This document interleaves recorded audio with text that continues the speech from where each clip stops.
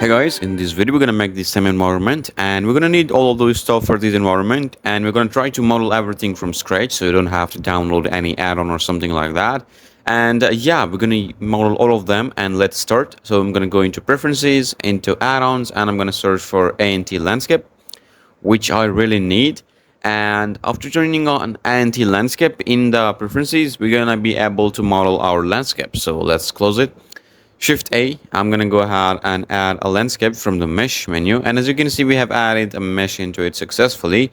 Now we don't have any presets, so we need to do it manually. So I'm gonna go ahead into height and I'm gonna try to play around with it. I don't know what exact value that I'm putting right now because it's just directly live and I'm not gonna edit anything. So I'm just playing around with different values so you also understand what I mean. So I'm gonna increase the height a little bit, and I'm gonna go ahead and make the random noise to something like maybe I can set it to, I don't know, just yeah, I think 26 is good. Okay, so I'm gonna go ahead and make the height a little bit to something like, yeah, I'm gonna increase the depth, and I'm gonna set the subdivision to maybe 160, but I think I'm gonna set this to 200 so we have a high resolution mesh. And yeah, that's looking good. Okay, so scroll down to the here. Yeah, I'm gonna change this to Perlin. I'm just trying different presets. If it works, then it's fine. But if it's not work, I'm gonna change it until I get the perfect result. So let's change it to Warnai F2 and F1. I don't know, it's not looking good the way I want. Cell noise, no, you're. Oh, okay. So I think Blender was fine, and I'm gonna change this to FB. Okay. Yeah, it's looking very. Oh, multifractal is good. And hybrid, let me just see. Yeah, I think the hybrid is good. Hybrid M fractal is really good. I think that I want this smooth kind of landscape in it. Yeah, you can also sculpt this, but I'm just really lazy to do it, so I'm just gonna leave it here. And I think I'm gonna change it to Warnai, Perlin, Warnai F4. I think it's not looking good. I'm gonna set it to cell noise. I'm gonna set it to Blender. Yeah, Blender is fine. Okay, so you can play around with noise if you want to make it smoother. Just play around with it, and you have lecunarity, I think, yeah, and it's actually adding more detail into it. You can just play around with it, and it's 2.01 maybe. Maybe I can set this again to 2.01, and I think that's fine. No, man, I think it's not fine, but I don't know. Okay, so I think I'm gonna increase it a little bit, 2.00. Yeah, that's totally fine. And maybe the noise is okay on 0.61, and I think that's fine. I love it. Okay, so if you go ahead and add maybe a camera into it, so Shift A, add a camera, and go into camera view, click the lock to lock the camera, and just move out of the view and just drag around and try to put the camera here. Okay, so that's looking good. Now the scale is very small for that kind of landscape, so I'm gonna set this to like 200. Okay, so right now everything's flat. It's because the Z dimension isn't increased that much, and maybe I'm gonna set all of them to 200, but I don't know, it might not work. Oh, it's like very up, so I'm just gonna decrease it to 0, not 0. I'm gonna set this a little bit up, yeah, to something like 21.1. And if you go into camera view, lock the camera and go out of the camera view to somewhere right here. Yeah, I think I'm gonna zoom in and set the camera to up here. Okay, so I'm just placing the camera on the right position so we get a right result, a perfect result. Yeah, I think that's looking good. And you can also select the camera, go into camera properties. You can play around with focal length because yeah, that's looking good. Okay, so I just love it. Okay, so I'm gonna just unlock the camera and go into top view, select the mesh, and I think I have some geometry that is out of the camera view, so I'm gonna select it and I will try to delete it because I just want to make my scene a little bit, you can say, a little bit optimized, so I don't want a huge amount of geometry here that is not been using by us.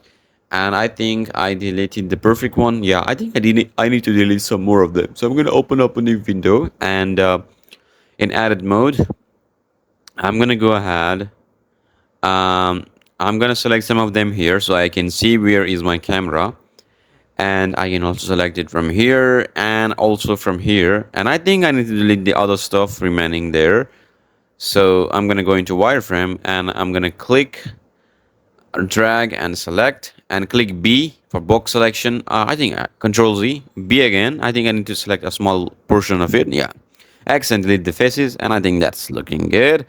Okay, so let's just make it something like that. Okay, so let's add a deform modifier to add some extra detail into it, a displace modifier, and click it and add a cloud texture into it, and just decrease the size of it, and in modifier decrease the strength to 0.01, and I think it's fine. It's adding some good details into it.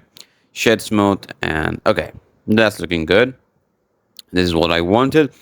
And if you select the landscape and save the file, let's go ahead and name it landscape, and just save Blender file. Yeah, that's looking good.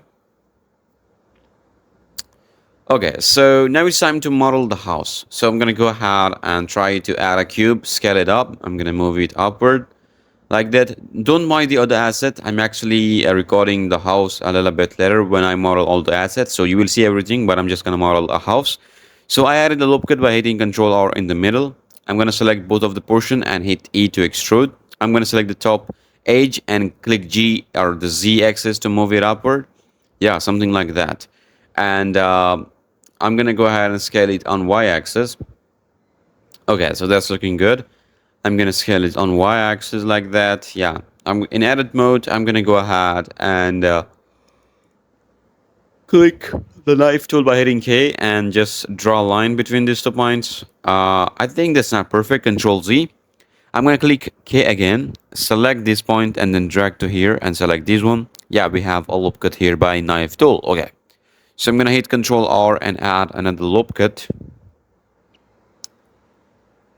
I think it's now working. So I'm gonna go ahead and select those edges from the side and click Shift D and click P to separate it. So we're left with these four edges. So now select in edit mode, click E, extrude, and click S to scale it them down like that. Click S and scale them down, maybe, and slightly move them down like that. Maybe I can scale it up a little bit. And in x-axis, I'm gonna go ahead and scale it up. I'm gonna try to move it down. Maybe I'm gonna select this one and try to move it down. Yeah, maybe I'm gonna select these two vertices and click G and move them down also, so that it fits in there. So yeah, it's time to extrude them. So in order to do it, you can just go ahead and select everything and hit E to extrude. You know, that's looking good. Okay, so in modifier, I'm gonna generate a subdivision surface modifier. If it's not working, then I think we're gonna use some other technique to do it. I just don't want to be a perfect modeler. I just want to make a shape. So yeah, that's looking good.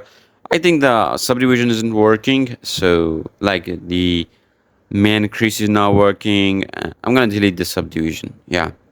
So what I'm going to do, I'm gonna go ahead and Control Z everything to get to that point, and I'm gonna select those edges, the outer edges, and maybe not that one, and that one, side one also, and that one, and hit Control B to bevel them.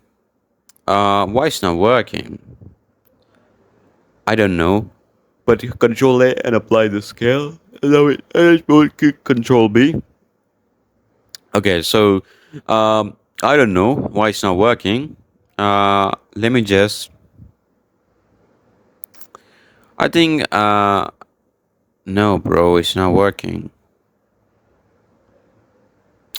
Okay, let's delete everything. Okay, so what I'm going to do, I'm going to go into edit mode, go and select everything and hit Shift N to apply the normals, and I'm going to go ahead and select the faces actually and hit Control B to bevel it, and now it's working. That's what I wanted. Yeah, that's looking good. I just selected faces and hit Control B, and it worked. So you can also use the same approach. Shed smooth it out, and yeah, that's looking good. Maybe I can just slightly make scale it on x-axis, and that's looking good. I like it.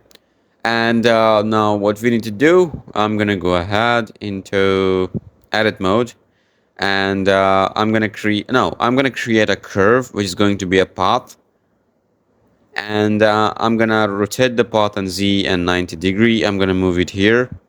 I'm gonna move it up. I'm gonna place it somewhere right there, and I'm gonna set under geometry, under bevel. You can increase the depth to make it bigger. Yeah, so I'm gonna go ahead. Yeah, that's looking good. So I'm gonna scale it on z-axis just slightly, and I'm gonna move it upward just a bit. No, not a bit, just up to there. And I'm gonna scale it down a little bit on Z. I'm gonna go into x-axis, so I'm gonna scale it up on y-axis like that.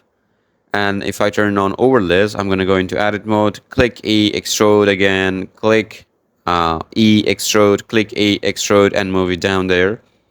And if I go ahead and click, you can say E, extrude, and again E to move it downward somewhere right there. And now it's time to do it for the other side also. So I'm gonna click E, extrude, and yeah, that's looking good, I think. So I'm just gonna go ahead and click E to extrude. Okay, that's looking good. And now, okay, so I'm gonna select the top one and just slightly move it, maybe. Yeah, that's looking good. Okay. So, yeah, I'm gonna select it. Click Shift S, cursor to selected. Shift A and make a cube, maybe. I think not a cube, but a cylinder. Yeah, cylinder, and I'm gonna move it. Click S and Shift Z to only scale it on Z axis, on X and Y axis. Okay, so I'm gonna scale it up a little bit, and I'm gonna scale it on Z axis also. I'm gonna move it up, and I'm gonna try to just move it slightly down, scale on Z axis like that. Okay, so I'm gonna slightly do it right like that. I'm gonna S and Shift Z to only scale it on X and Y axis. And I'm gonna go ahead and just pull it here. Yeah. So I'm gonna go ahead and just slightly move it here. Okay, that's looking good. So let's add an array modifier, and let's set the X to 0, but the Y to maybe slightly attached to it, like 1.1, and I'm gonna increase the number so we have like a perfect amount of them to be there. And I think that's looking good. Now they're moving out of the way, so how to fix it? Well, there is a solution for it. So I'm gonna go ahead and select those faces like that, and I'm also gonna select this one, and I'm gonna go ahead and click E, Shift E to extrude on along the normals, and it will extrude it. Okay, so now let's go ahead and turn this off, so we can only see the house. And I'm gonna go ahead and select these portions, and I'm gonna click E and extrude it outside just a bit. And I'm gonna select this one, and I'm gonna turn this on. Okay, so let's select the house model, maybe. Maybe I think I need to go and select the top vertices of the design and move it up a little bit, and I think this is looking good. Okay, so let's select the house model, and let's create a Boolean modifier. And if I just add a difference or maybe intersect, and I think it's not working. Okay, I need to try something else. I'm gonna figure it out in front of you. So, okay, so I'm gonna remove the Boolean maybe. I think it's not working. Oh, it's not working. So I'm gonna select the house model, and I'm gonna remove the Boolean modifier. So I'm gonna create a Boolean modifier and for the object, and I'm gonna select. Okay, so I actually added a boolean to the wood, but it's actually sticking inside there. And I turned this into intersect, but it's not working. So I think I need to apply something good to here to make it perfect. So in order to do it, I think I will need to... Okay, so like it's not working right now. So I'm gonna remove the boolean from the wood model. Yeah, just... Okay. So what I'm gonna do, I'm gonna remove the boolean from. I'm not gonna remove it, but I'm gonna select the house model, and here is it. Yeah, it's right here. So I'm gonna go ahead and click M and create a new collection of house, and click create to move it into a new collection. Let's select the house and click Shift D to duplicate, and click S to scale it up. Maybe I can name these to Boolean, the duplicated version, and I'm gonna go ahead and select the Boolean here that I duplicated right now and turn this on. Okay, so let me just select the Boolean one. As you can see, Boolean. Actually, we're not going to render the Boolean. It's just a Boolean object for it. So in the viewport visibility, I'm going to set this to wire. And in edit mode, I'm going to select it and click A and click Shift S to scale it. And as you can see, now it's perfectly doing its job. I think that's looking good. So it's super easy. You can rewatch the same video again, so you will understand what I did. I'm gonna go ahead. I just scale it, and right now I'm gonna scale it on X and Y axis also. So we fit this thing into there. Maybe I can just select those faces up there and slightly move them down so they also cut out the going upward part. Yeah, and I'm gonna scale these on Y axis also, something like that. Okay, that's looking good. I think I love it. I'm gonna select the boolean and change this to bone so we don't really see it. And yeah, that's looking good. We created the vote successfully without going to so many things. Yeah, it was pretty easy. So I'm gonna go into edit. I'm gonna slightly scale it down, and I'm gonna increase the number of you can say the woods there, so it's a little bit detailed. And I think it's looking good. Okay. So now it's time to create some window in the wood to make it better. So I'm gonna slightly move it up or down maybe. And what I'm gonna do, I'm gonna select the window, and I'm gonna go ahead into maybe I don't know what I'm gonna do. Okay, so yeah, select the wood there. Shift S cursor to selected. Let's add a cylinder, S and Shift Z. Add a smooth, and let's rotate it on X-axis like that. And let's turn off the overlay so we don't really see it. And now we place it right there and scale it on Y-axis. And yeah, that's looking good. Maybe we can just slightly scale, or maybe we can duplicate it. I don't know. So Shift A and create a cube here, and let's move it to somewhere right here. That's looking good. Now select the, you can say the Boolean object, and let's turn the render off for the Boolean. Let's select the cube here, click M and move it into house collection. And I'm gonna select and move it also to the house collection. Make sure that the house collection is selected. Okay. So if you select the cube here and turn the render off for the cube. Okay. So what I'm gonna do, I'm gonna click S and scale it on Y-axis. And I'm gonna add a Boolean modifier into the wood again. And I'm gonna select the cube here and set this to difference and set this to fast. And now you can see we have successfully created the hole in the wood. And we can set the visibility to bounds so you can really see it. And now as you can see, now the hole is created. Let's select the main object, the house model, and also create a Boolean and select the cube as a Boolean object. And as you can see, the hole is also created in the house.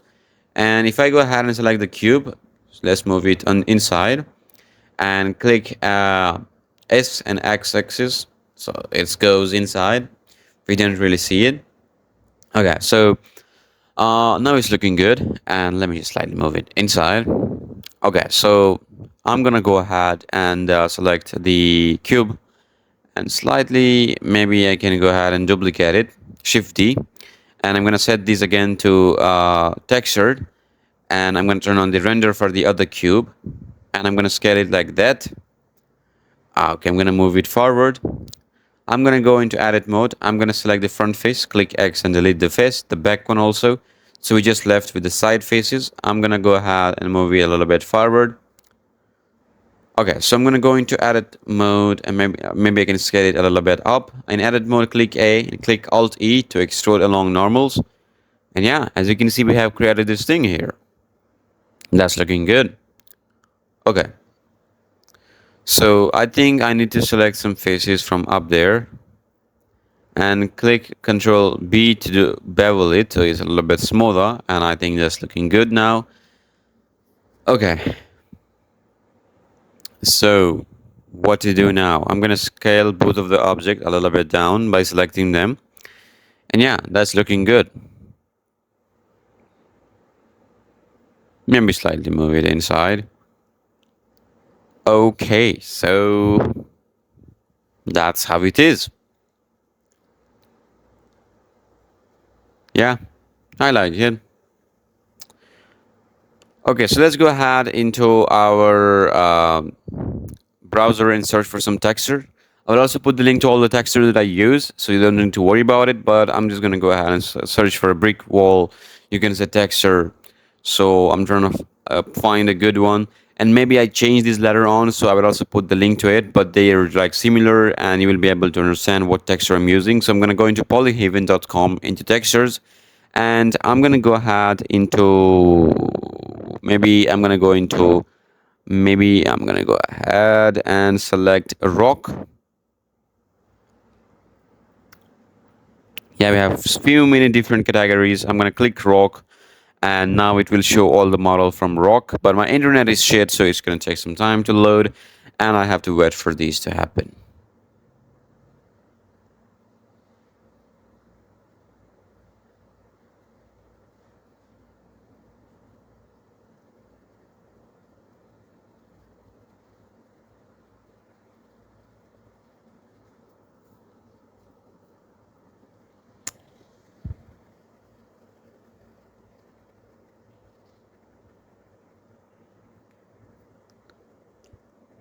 So I searched for rock and I found this dry diverged rock and also this plaster stone wall. You can search for them separately, but I think I love them, so I'm gonna go ahead and download them and use them in my model. On my model, I'm gonna change the resolution to 2K and download it, and it started downloading it.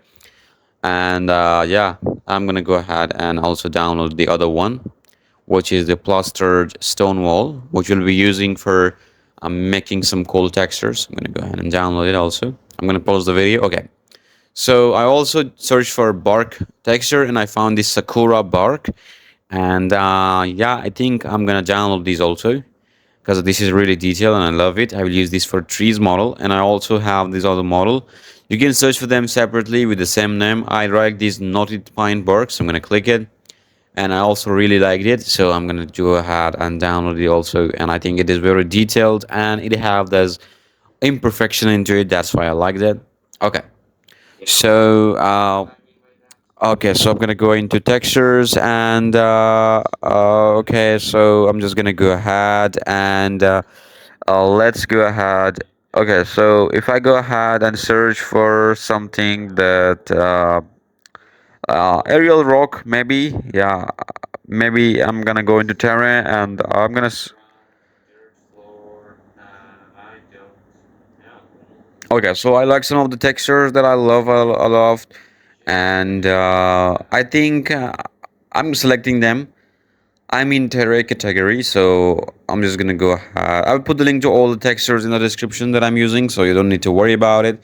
Like they're very random, so I don't know what texture I use, but I will put the link to all of them in the description. Okay.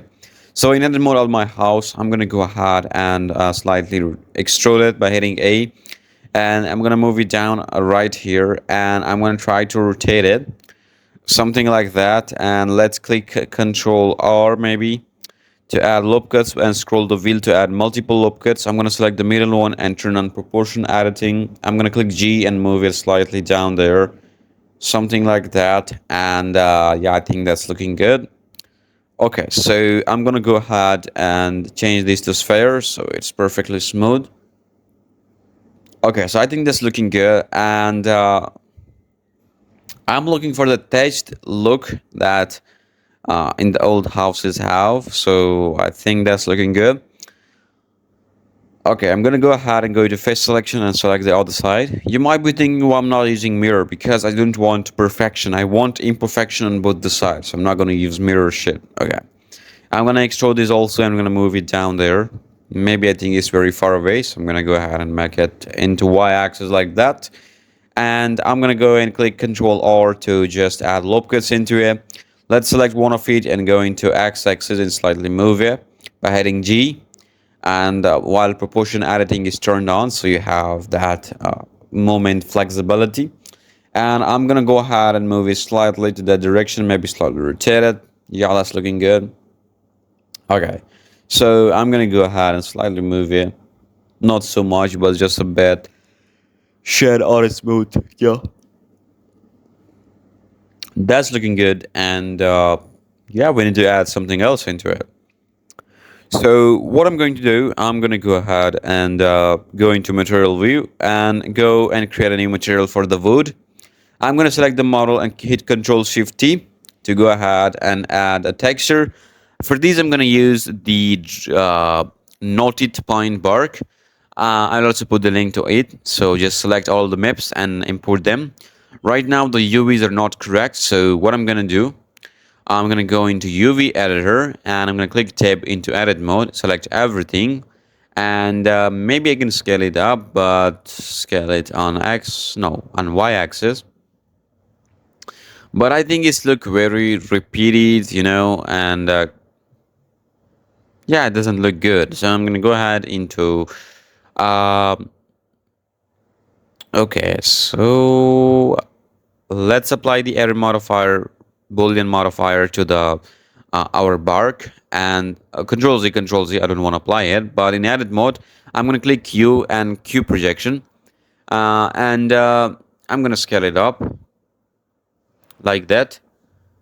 Maybe I can just okay, so I think that's looking good. Okay, select it, go into edit mode, click turn off the overlay, click S and X or maybe Y.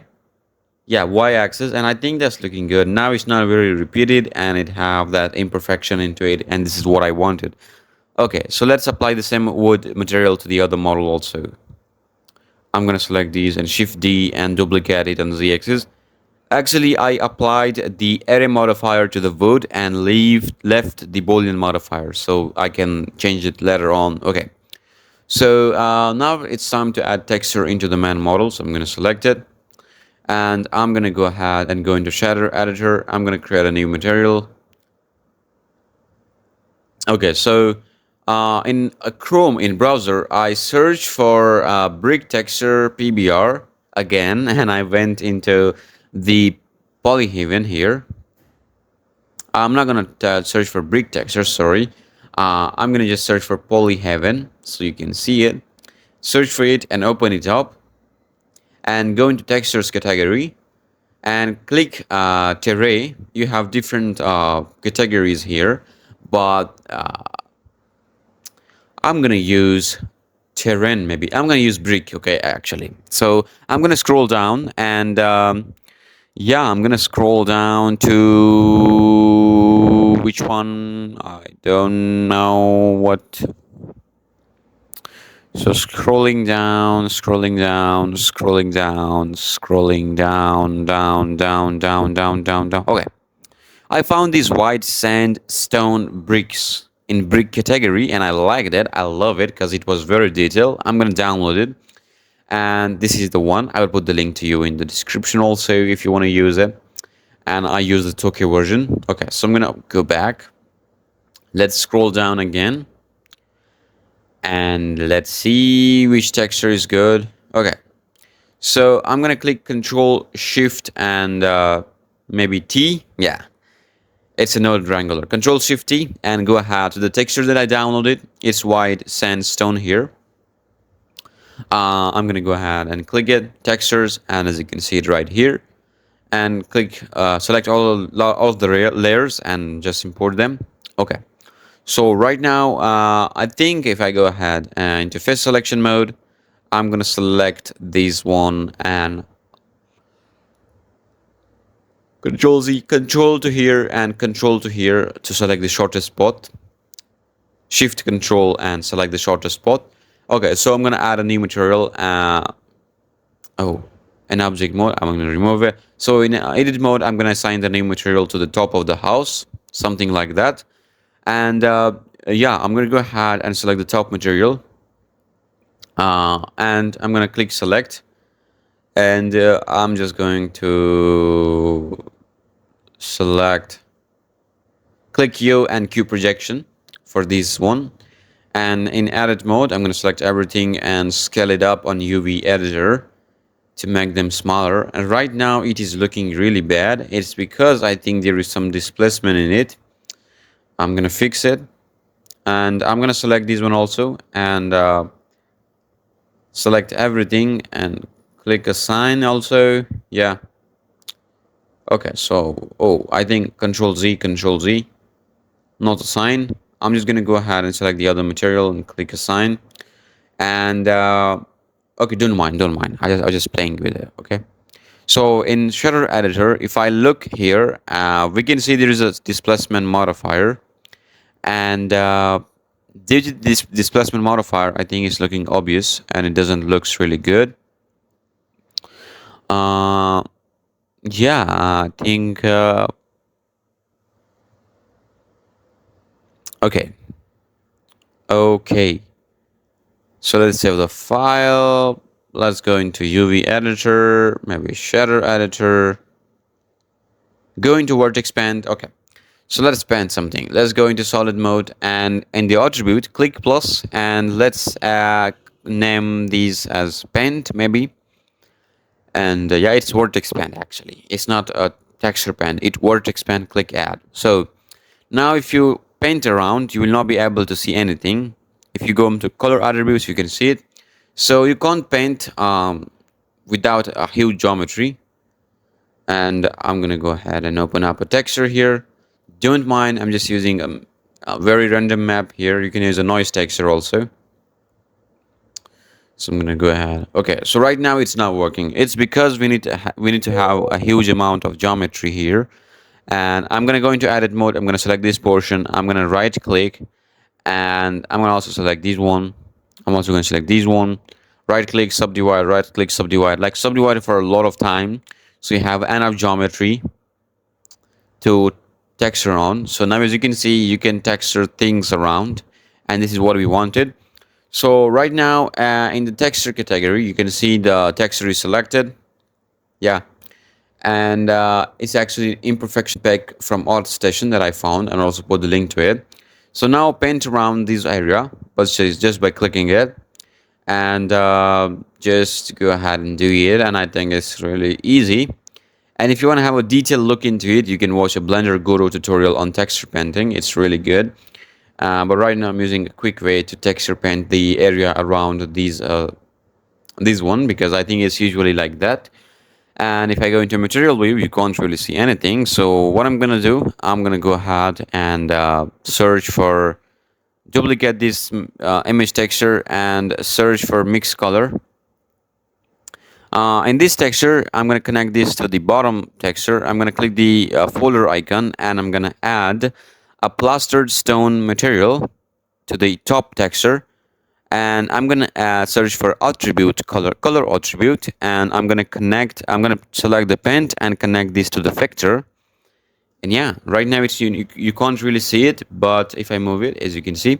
So Shift A, I'm going to search for color ramp and connect this in between. And I'm gonna move the white portion to that side. You will be able to see the result here.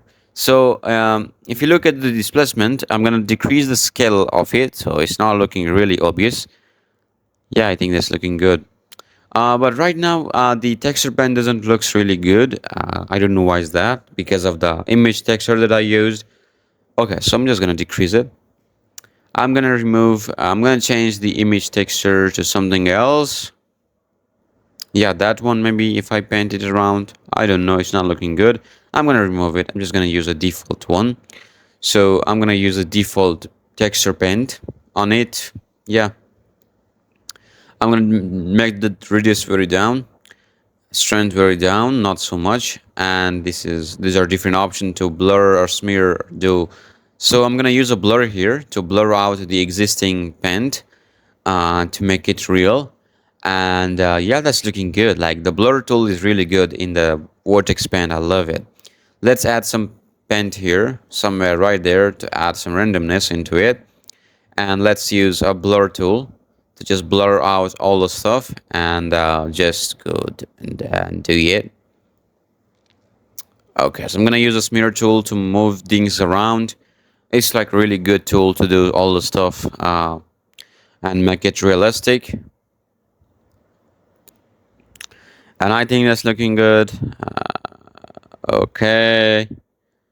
So, okay. Maybe you can change the brush from mix to, you can say, subtract. And you will be able to remove the brush here. And you can use then a blur tool to blur out stuff. And you can add very random material into it. And I think that's looking good. I don't know. I'm gonna change this to subtraction. And let's add some subtracted blur into it, which does look really good. Yeah, that's looking good. Okay, so let's go ahead and paint some other stuff maybe. You can paint around in between area. Oh, I think it's set to subtract, I think. Let's set this to mix and add some texture here. Maybe it's really big, but I'm gonna make it smaller and I'm gonna just add, okay, so like I think it's looking good. Let's use mix tool here and okay, so I don't know. Yeah, that's looking good. Smear tool, just moving around, playing with the texture. Okay, so I think that's looking good. I'm just playing with that. And I think I liked it. So I'm gonna go ahead and yeah, just select both the texture control and L to just use the same texture for it. And UV editor, oh, it's a curve. Okay, so I'm gonna change this to a mesh by going to object. In edit mode, I'm gonna click U and Q projection. And I'm gonna go into edit and scale the UVs. Now let's go ahead and select the other and the other. Control L and link material. I'm gonna select this one and U Q projection. Yeah, it's looking good. I like it. So I'm gonna go into shader editor.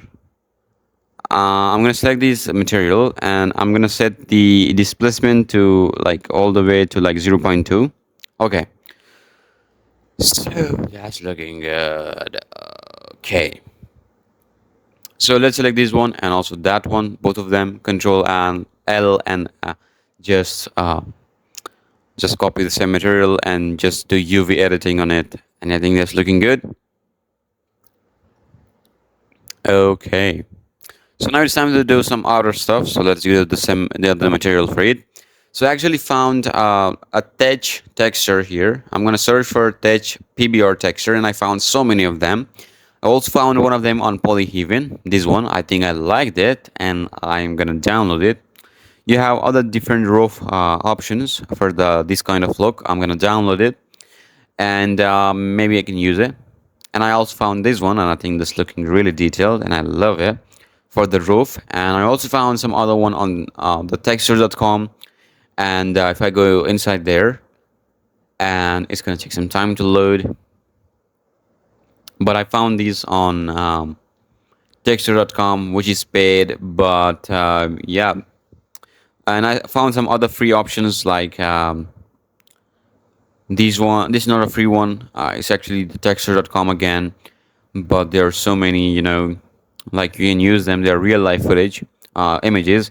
And I found on one of them on ambient CG, which is actually free, and it was a little bit greenish. You can also use it if you want. You can download it in any format that you want. Maybe I'm gonna download the Tokyo version of it, and yeah, let's do it. Okay, so let's go ahead and select the other material and hit Control Shift T, and go ahead and select the text texture that we downloaded, this one, and select all the maps and principal texture. Okay, so I'm gonna go ahead and in edit mode, I'm gonna select all those, select everything, and in UV editor, click Q projection, and just go ahead. I think it's looking good. I like it. I'm gonna go ahead and do edit, select everything, and scale it a little bit. Maybe I can slightly scale it on x-axis to just add so much detail into it. I think it's looking good. I think it's very big, so I'm gonna go into edit and scale it up. And now it's looking detailed. Okay, in shader editor, I think I'm gonna add a bump texture, a bump node, and I'm gonna connect the color from the main color to the height of the bump. And I'm just gonna go ahead and play around with the strength of it. So right now it's looking detailed and I like that. So in edit mode, I'm gonna click Control R and add loop cuts in there. By scrolling the wheel, I can add multiple loop cuts.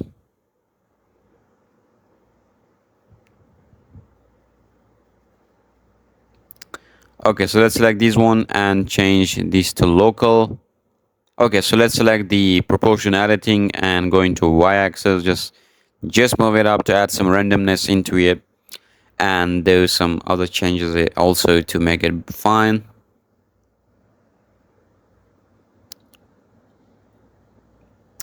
Hit Control B to bevel this thing, and I'm gonna set the segments to higher number.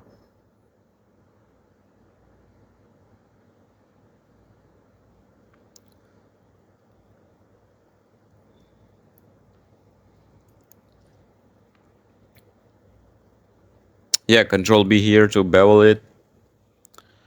I'm also gonna select the edges maybe if I can.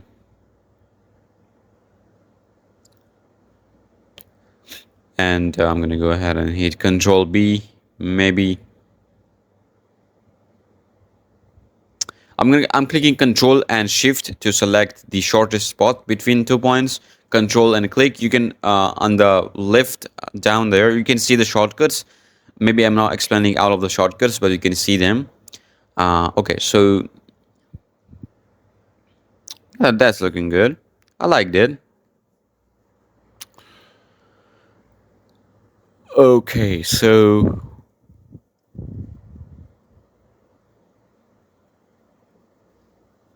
in edit mode, I'm gonna go ahead and select everything.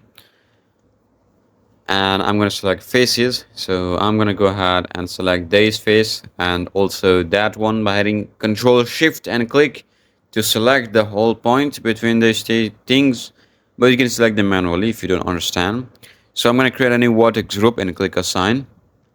Now it's time to create some particle system. So Shift Ace, create a path here and rotate it, and go into edit mode. Let's go ahead and just in vertex sorry in curve editing, just add a little bit of depth into it. Let's click Alt S to scale points in the curve. Alt S, maybe I can move it, and I Alt S to scale it down or up. Alt S to scale it down.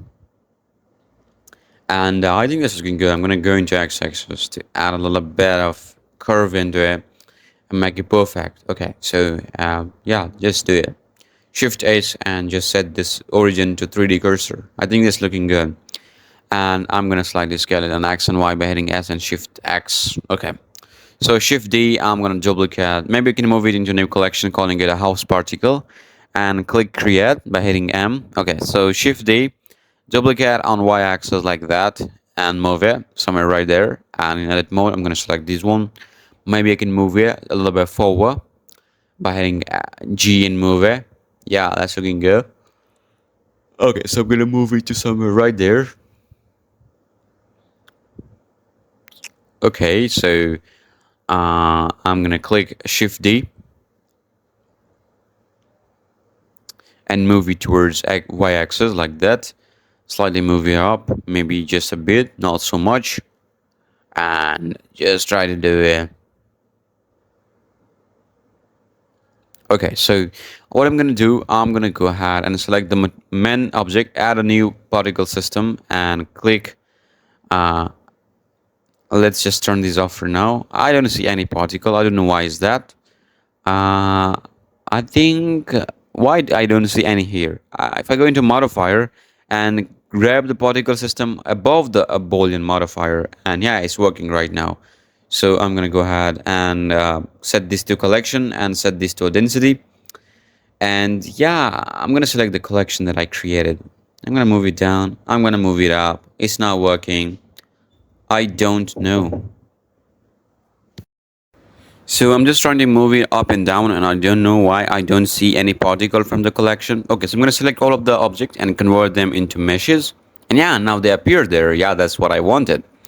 Now let's scale them down. Okay, so I just change it to collection and select the house particle as a collection.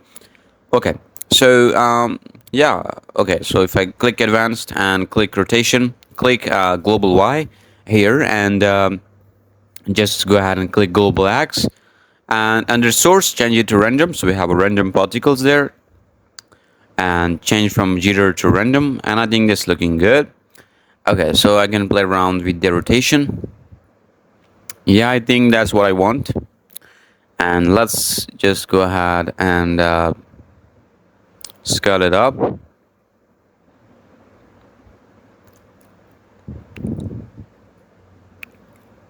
In edit mode, hit Ctrl R to add loop cuts, and just do yeah. And if I select these, all those particles here, I don't want them to be a part of the particle system, because we will be just seeing the house from a side angle. So we don't really need them. So I'm going to select all of them and go into vertex band, and maybe I can create a new one and remove this from the first one. Maybe I can use them later on, but right now they're removed. Okay. So this is what I created right now. And if I go into particle edit, I can just play around with the different settings of it. I can crop it. I can just play around with different values of the here system. Maybe I think that's looking good. I think Control Z. I just don't want it to be like that. I just want to have like something similar to it. You can just add a little bit into a little bit of you can say variation into it in the particle edit, but not so much. It's actually using for human here, so I'm not going to use it right now.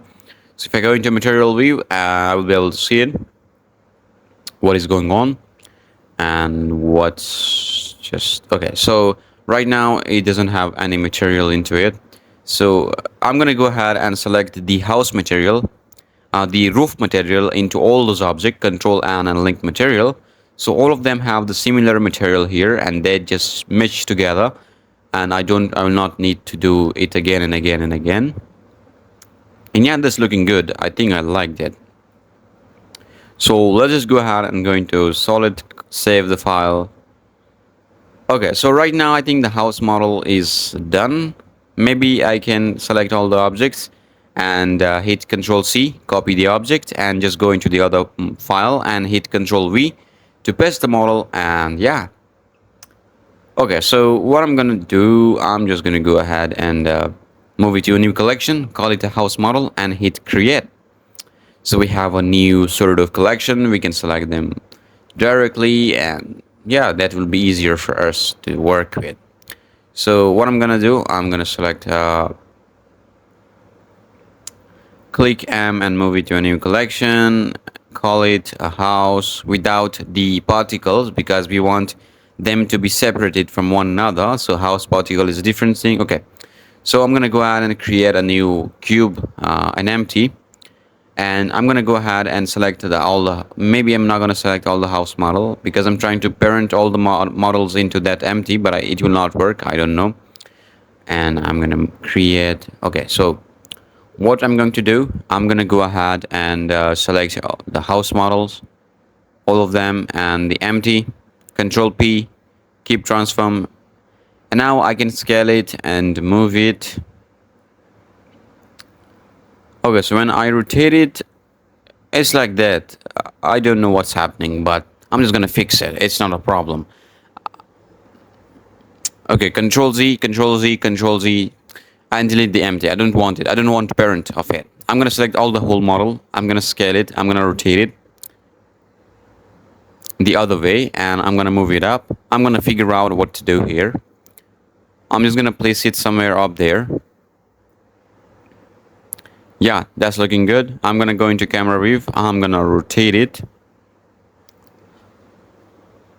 something like that, and I'm gonna just go ahead and go into top view, just move it to here, go into camera view, just slightly move it down, and just go ahead and slightly rotate. Okay, so let's go ahead and select those models, select it, and just okay. So in particle system, I'm gonna go ahead into rotation, but I'm gonna click delete edit because I don't want it.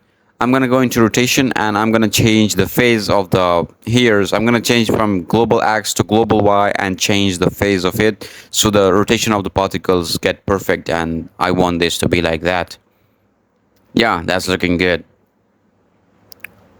You can randomize it also if you want. Go into camera view and this is what we got here. Maybe okay, so let's select the camera, just click G and move it a little bit down. Click double R to just rotate it slightly, and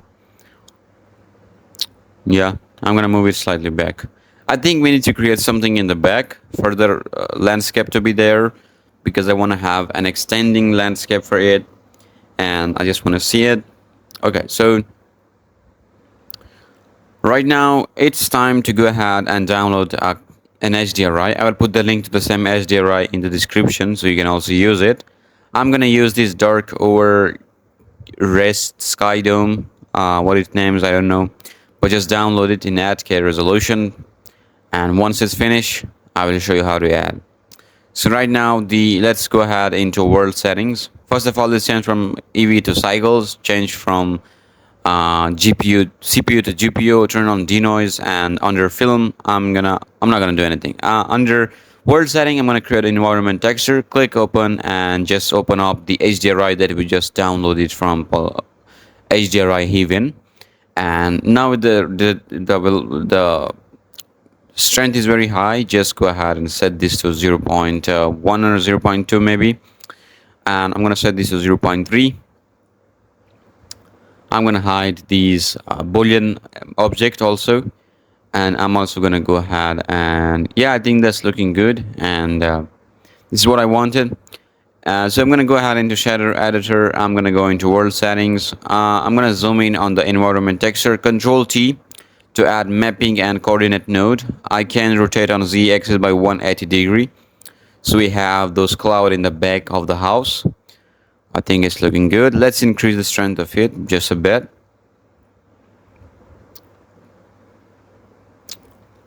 Okay, so let's go into camera view and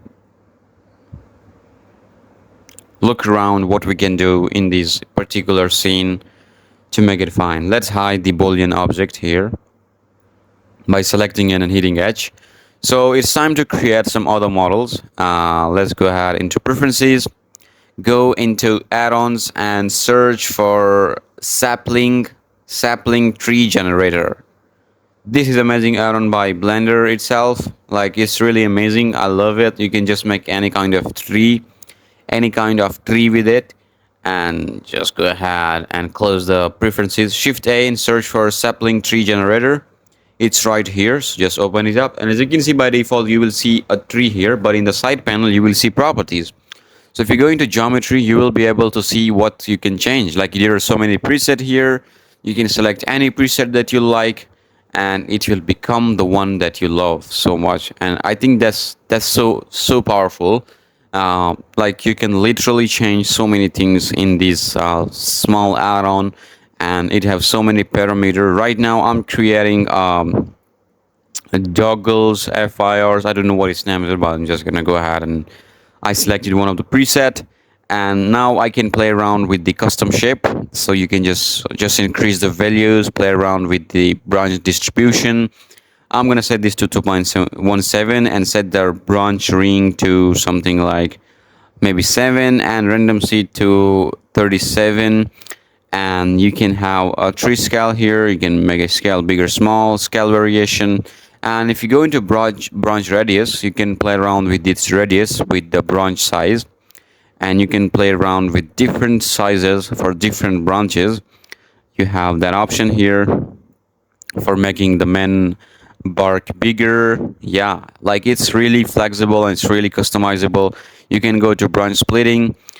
This is really helpful because you can split the branch into many parts. You can just make the height smaller, bigger for the branches from the trunk, and just do it. Okay, so I'm just gonna make it to 0.13, maybe 16. Yeah, You can okay, so in geometry I'm gonna add a lot of branch rings, and under branch splitting I'm gonna go ahead and just play around with these branches settings to add more branch into it. And I'm gonna set this to 31. I'm gonna set this value to maybe I'm gonna set this to 0.54, so we have so many branches at the tip, small branches, twigs. Okay, and I set the other one to 0.4, and I'm gonna set the split angle to 30 and 25 for the middle values, because when I change the middle values everything's changed, so the middle value are very important for it. And yeah, you can play around with the rotation angle also. You can have rotation angle variation here for different sort of looks, and it's really good. I like it. And you also have those options. Yeah, you can make the branches way crazier. You can add. So I set this to, maybe I can set this to. Okay, so that's fine. Let's go ahead into branch growth. You can play around with the length.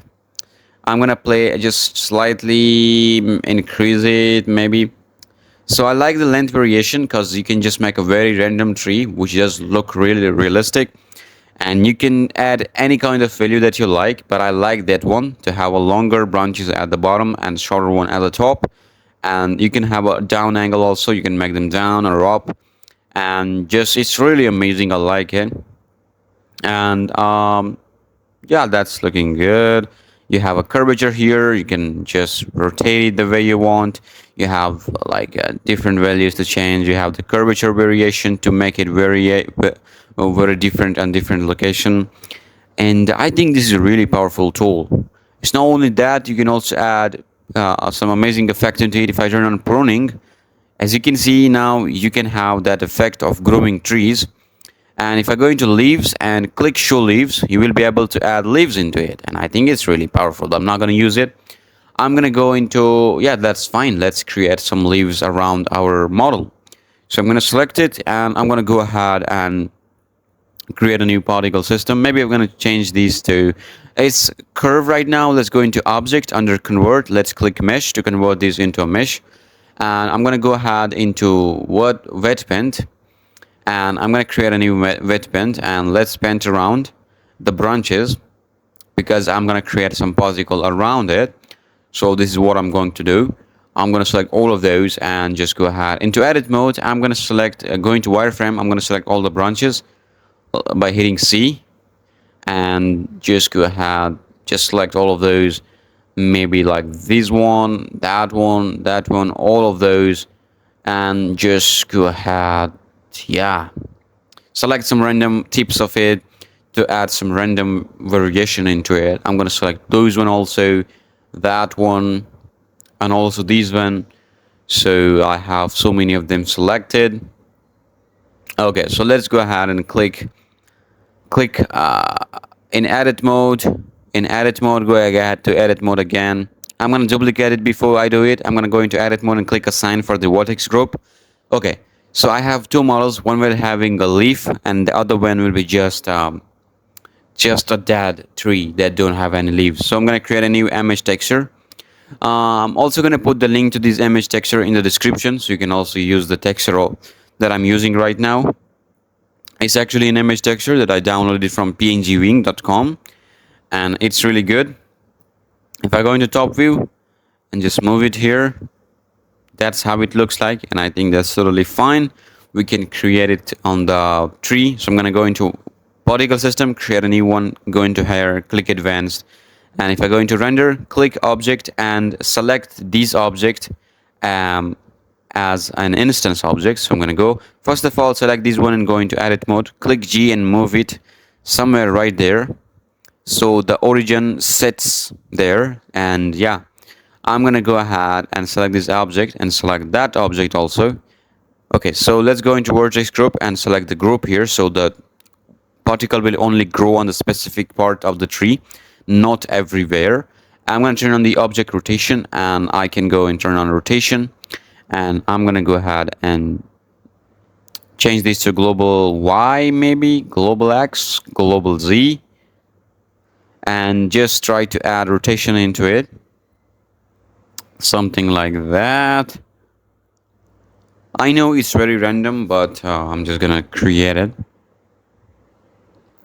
Just decrease the number of particles, scale it up like that, and just go ahead.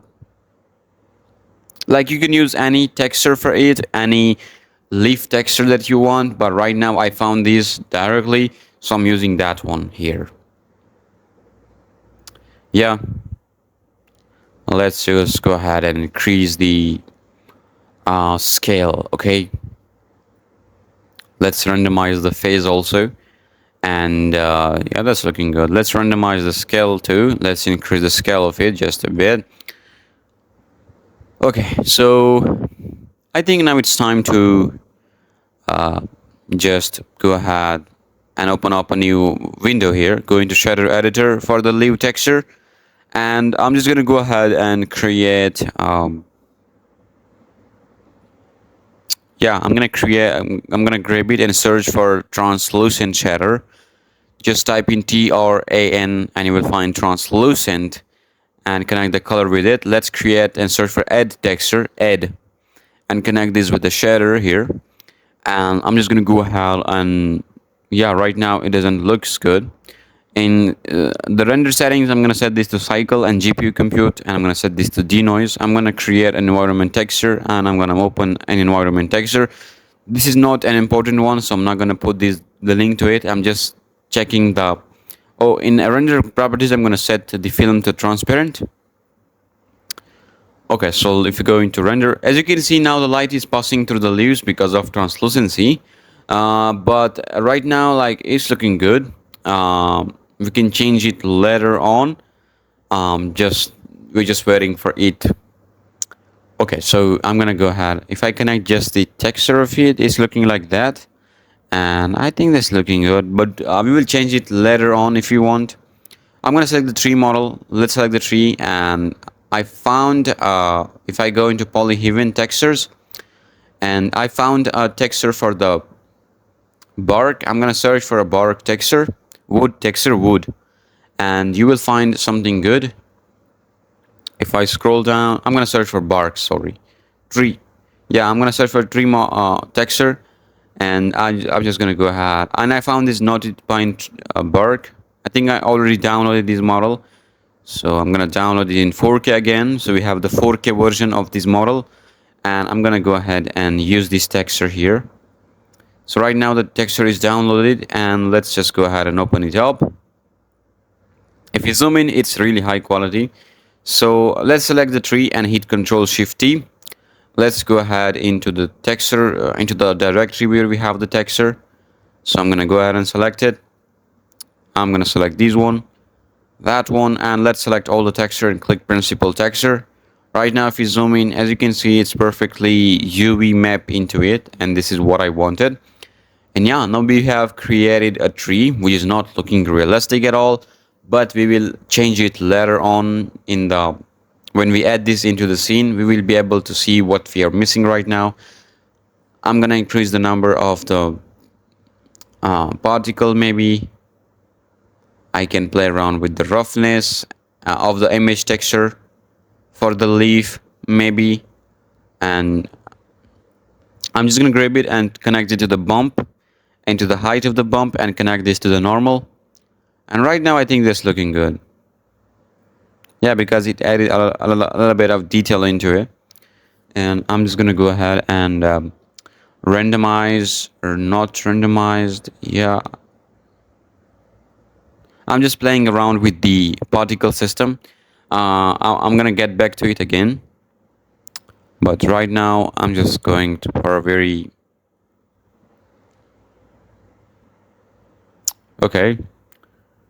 Maybe I can set this to object Y, object Z. I think the other one was good. I don't know. Object Y. The geometry node is really good for particle system, and I'm just making it easier for you people to just use a particle system because it's easy than geometry node. Okay, so I'm just making the number of it to a higher number, like 5,000. And right now, I think it's looking good now. I think this look good. And now I can connect the mix shadow into the surface, so we have some scattering going on. And I think that's looking good. Okay. Let's select both of them and link the texture of both of them. So the other model also have the same texture by hitting Control L. Yeah, it have exactly the same texture that we had before. Okay, so yeah, Control S and save the file. For this one, just go ahead and save these as a tree. We're also going to create some other model. I created some other also. Those model are using the same exact method that right now I used. I just created the model with sapling tree. I use the same texture for it. That's it.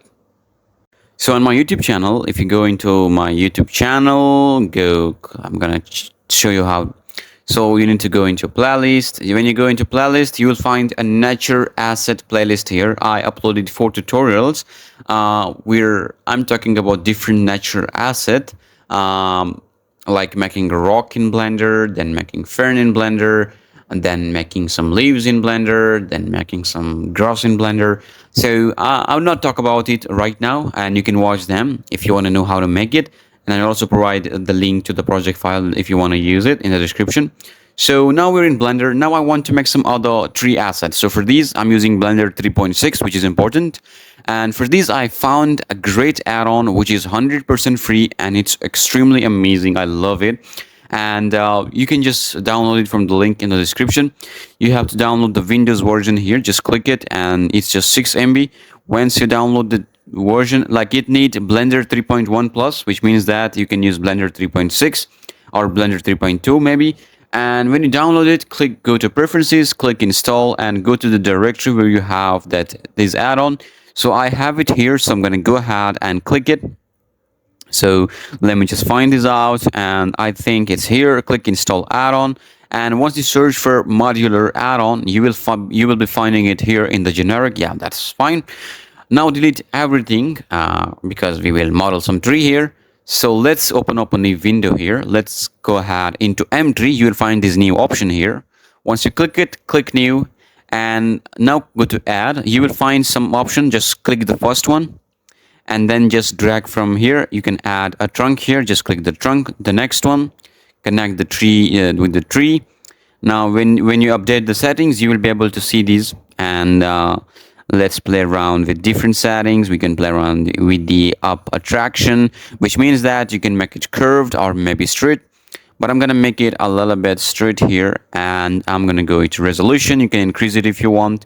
If you go ahead and like, it's a geometry setup, so I love it. Now go to branch and add a branches node, connect the tree with the tree, and now it's time to click seed, and it will update the settings. And you can now play around with different settings like the length of it. I just want to make it shorter because I just want to make it. Okay, so I'm gonna go ahead and just play around with the start and the end of the branches. Yeah, and I can just play around with the angle of it. Maybe I can increase it to make it a little bit downward. I can make it a random a little bit, not so much. Yeah, I can break branches here, which is really amazing, which means that some of them will be break down. As you can see it here, I love it. And yeah, that's really amazing. I love it. You can just play around with the flatness. You can make it flat or you can make it curved. I'm gonna slightly make it like that, maybe a little bit down there. Yeah, now let's add, maybe I think we are done with it. Okay, so one thing you can also do, you can also add leaves into it. Before I add leaves, I'm gonna play around with the scale of the trunk. Yeah, so I'm gonna make it a little bit bigger. Yeah, that's looking good. Okay, so let me just duplicate it. So we have another one here. We can change some settings for both of them, maybe. But I think we can't really change because they're just one object. We can make a new one, actually. I'm gonna move it to the side. And I'm gonna go ahead and just add a new mesh here. Okay, so I think I can make it. How I can do it? Let me just duplicate it. Yeah, that's amazing. So now I can add a tree measure here. Just go ahead and add another one trunk. And now let's add a branch node here. Just connect the tree with the tree and the tree with the tree. Yeah. Okay, so you can just update the settings, and yeah, like it's really amazing. I love it. Now you can play around with the upward traction. You can make it downward, you can make it upward, but let's decrease the length of the branches because I don't want it to be very longer. So I'm just going to go ahead and play around with its shape. The up attraction, I think that's fine. I can increase the length a little bit. You can make the start angle a little bit higher, and you can just play around with the start angle randomness a little bit.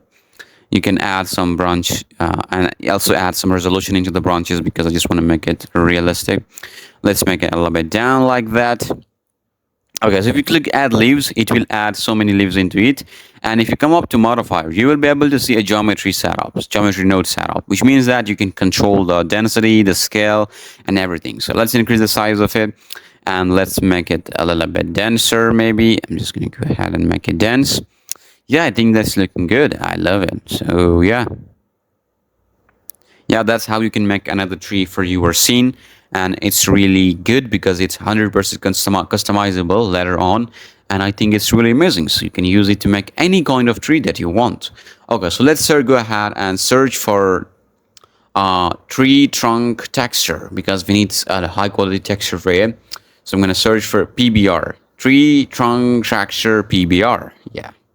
So scroll down to polyhedron. Let's open this up. So it's actually a wood bark material. And if you look at this, we found so many good textures that we can use. You can just find the best one that works for you. But I'm going to go ahead to go for this bark willow texture. You can just directly search for it on polyhedron. Or maybe that one because I just want to have like a very detailed look. So I'm going to go ahead and download it in 4K. Why 4K? Because 4K is the highest quality possible. So you can just go ahead and use it. Okay. So it's time to just go ahead, and this is the texture that I downloaded right now. Let's use it on our trunk. So I'm going to select the model. I'm going to go into shader editor, create a new material, and just go ahead and hit Control Shift T and create some other stuff. Okay, so I'm going to go ahead into the texture that we just downloaded and select all the maps to load them into the trunk. Okay. So now it's time to go ahead. Bark willow texture. Let's select all of the stuff and click principal texture. Okay, so let's go ahead into some material view. Yeah. So if you go into material view, you will be able to see it. The UVs is a little bit off here, but I think we will not be able to see it. But anyways, I'm gonna go into edit. Okay. I'm gonna go into its material. And I don't know, I'm going to change this to cycles. I'm going to go into material settings. I'm going to go into displacement. I'm going to change the settings from displacement to displacement and bump. If I go into world map, I'm going to create a new environment texture and I'm going to load an environment texture here. So I'm just using a random HDRI here. You can use any HDRI because I just want to light up the scene. I'm also going to turn on transparent in the film. And if I go into render, this is what I got here. Now the displacement isn't really good. I don't know why is that it's not working, but I can make the scale to something like 0.01 maybe. Yeah, it will add a certain amount of displacement into it and it will make it real here. And I can change from the CPU to GPU device. We can have a faster calculation here. Right now I think it's looking good. Maybe I can change the... Okay, so first of all, let's select this object, then this one, and hit Control L and link material. It will link material to that texture, to that other object here. And I think that's looking really good. I like that. And okay, so let's go into material. In the twig section, you can add your own twig into it if you don't want to use it. For example, if I import an image texture. Yeah, by the way, I will put all the resources in the description for free, so you can use it. And I'm going to go ahead and import an image texture. So yeah, I'm going to import that texture here. And I'm going to go ahead and just click it. And you can just remove it from here and select the, this is the twig here, as you can see. And this is actually our main object. But before we add this, if I change this to texture, you will be able to see the texture here.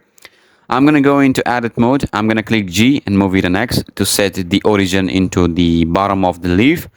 And yeah, that's what I want. Okay, so let's select the let's turn this off and select the image texture that we imported. Now the scale is big. Let's make the size a little bit down here. And right now this is how it looks like. Why I'm using an image texture? Because I just want to optimize the scene with just a little bit of geometry, not a very huge amount of geometry, because I'm gonna need so many trees there. That's why I'm doing it. You can increase the density also. I'm gonna select the texture here, the image texture. Click slash to go into local view. Control R and add locus here, and also here by hitting Control R. I'm gonna go ahead and just let me just add another one here. I'm gonna turn on proportion editing. I'm gonna hit G and Z to add a little bit depth into it to make it a little bit three-dimensional. Okay, so I'm just gonna slightly move it down to add a little bit of randomness into it. Maybe just pull it down, pull it up to make it better. And I'm gonna shed smooth. I'm gonna click slash to go out of it. So right now, as you can see, this is what we got here. You can play around with different settings here. You can like randomize them maybe a little bit. And I think that's looking good. If I go into render view, this is how it looks like. Right now, it doesn't look really good because we need to change some other settings. I'm going to select the main object here. I'm going to go ahead and set the surface IR to all the way up. I don't know. But maybe I can just go ahead and connect it to a translucent BSDF and connect it with the add shader, connect the BSDF also, and connect the output to the surface. And this is how it looks like. Maybe we need a little bit of saturation into it, so I'm gonna go ahead, maybe Shift A, go into color. Let's add a hue saturation node and increase the saturation a little bit. Connect it with the color also. And we also maybe need some sort of brightness into it, but I think we'll do it later. I don't know. Maybe I can increase it a little bit. I don't know. Let's add a bump texture into it also. Connect this to the height and connect the normal to the normal. Yeah, we got a little bit of details. We can decrease the roughness. We can also connect this with the roughness map. And we can create a converter, a color ramp in between roughness. And I can just decrease the shininess a little bit. And okay, maybe I can increase the size variation a little bit. And I can make the flatness maybe a little bit. Like I'm not gonna be very flat for these. I'm gonna increase the width to make them down. Something like that. And I think that's looking good. Randomness to be increased a little bit.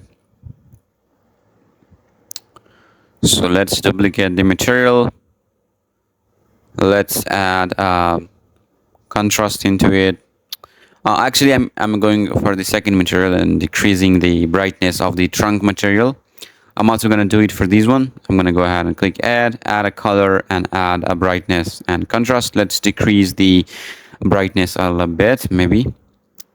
I think I'm going to use what it calls RGB curves. And I'm going to just slightly make it darker. Yeah, something like that is looking good, I think. Let's add search for bump node and connect this in between here. Let's grab the color and connect this to the height. Okay, so I think that's looking good. We got a detailed material here. Okay, so I'm gonna take the other one. Let's create a texture and a hue saturation node. Let's decrease the saturation to make it a little bit deadly. And yeah, that's looking good. Let's go into solid. Let's save the file and call it a dead tree, maybe. Save Blender file. So this is how we created everything from scratch. Let's apply it. Oh, I think we didn't need to apply it. I don't know why is that, but Control C. Let's open up our... Let's go ahead and open up our tree to actually copy and paste all those model in my main model that in my main blend file. So I'm going to open up the tree that I worked on before, and I'm going to go ahead and click Control V to paste all of those here. And yeah, let's just move them. Well, don't think about other asset because I'm actually making them. The tutorial is a bit like forward and backward, but you will understand how I made every single asset, so don't worry. Let me just move it towards here, so let's put them here. Yeah, that's good. That's fine. Okay, so now I think I need to move the other stuff into a new collection. Extra stuff collection. So I think I made the tree. Actually, I talked about the trees and the fern and the grass and the rock. But now it's time to talk about making some bushes. So I'm going to create a sapling tree. I'm going to set the preset to whipping pillow, what it called, I don't know. And I'm going to go ahead and play around with it. I can increase, decrease the branch distribution. I'm just randomly changing the value to find the best result, so just follow me. Let's go ahead into branch radius and try to make the branch radius to something like 0.01, and also the radius scale also, and radius. Okay, so just branch radius ratio, I think that's fine. And okay, I think I need to make it very thin, so that's what I'm trying to do. I can increase. I'm going to go ahead into branch splitting, and I can play around with branches because I want a bunch of branches there, something like that.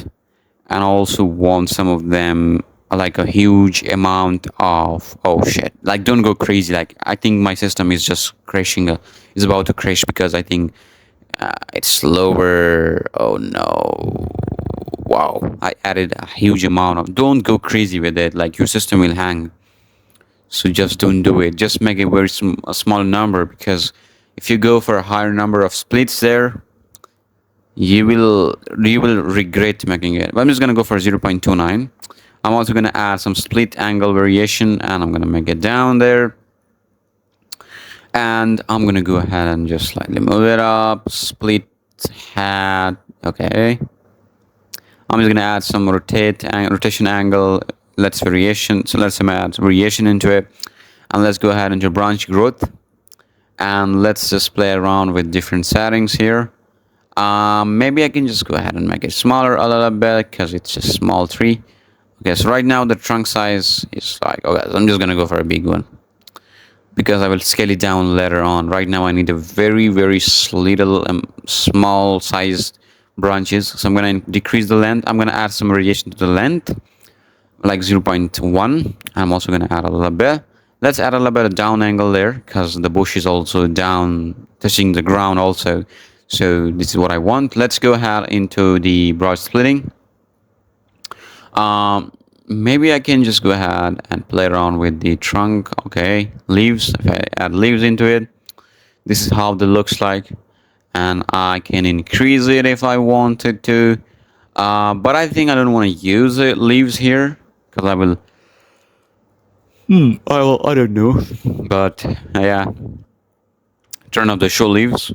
And I think the model is done. Let's just go ahead and scale it down to the size of a bush. Let's convert this into a mesh and let's scale it down here. Zoom in. Let's go ahead into apply the scale by hitting Control L. In edit mode, I'm going to select the branches by different ways. So I'm selecting some of them by hitting B and Control L to select the connected branches. Select these one and hit Control L.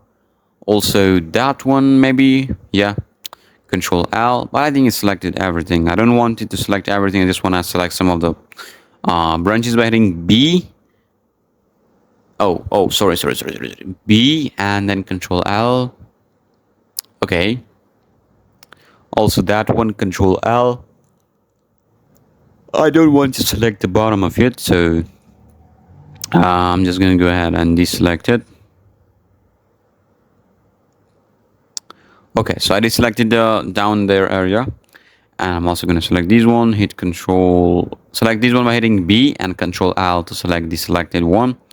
Okay, so it's time to create a vertex group. Just click plus and click assign.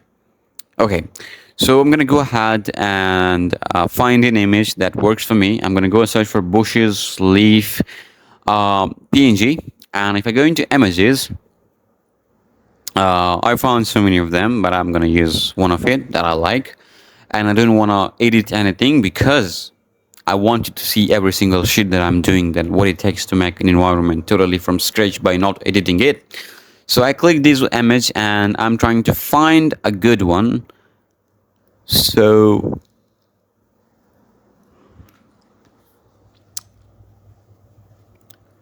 I think,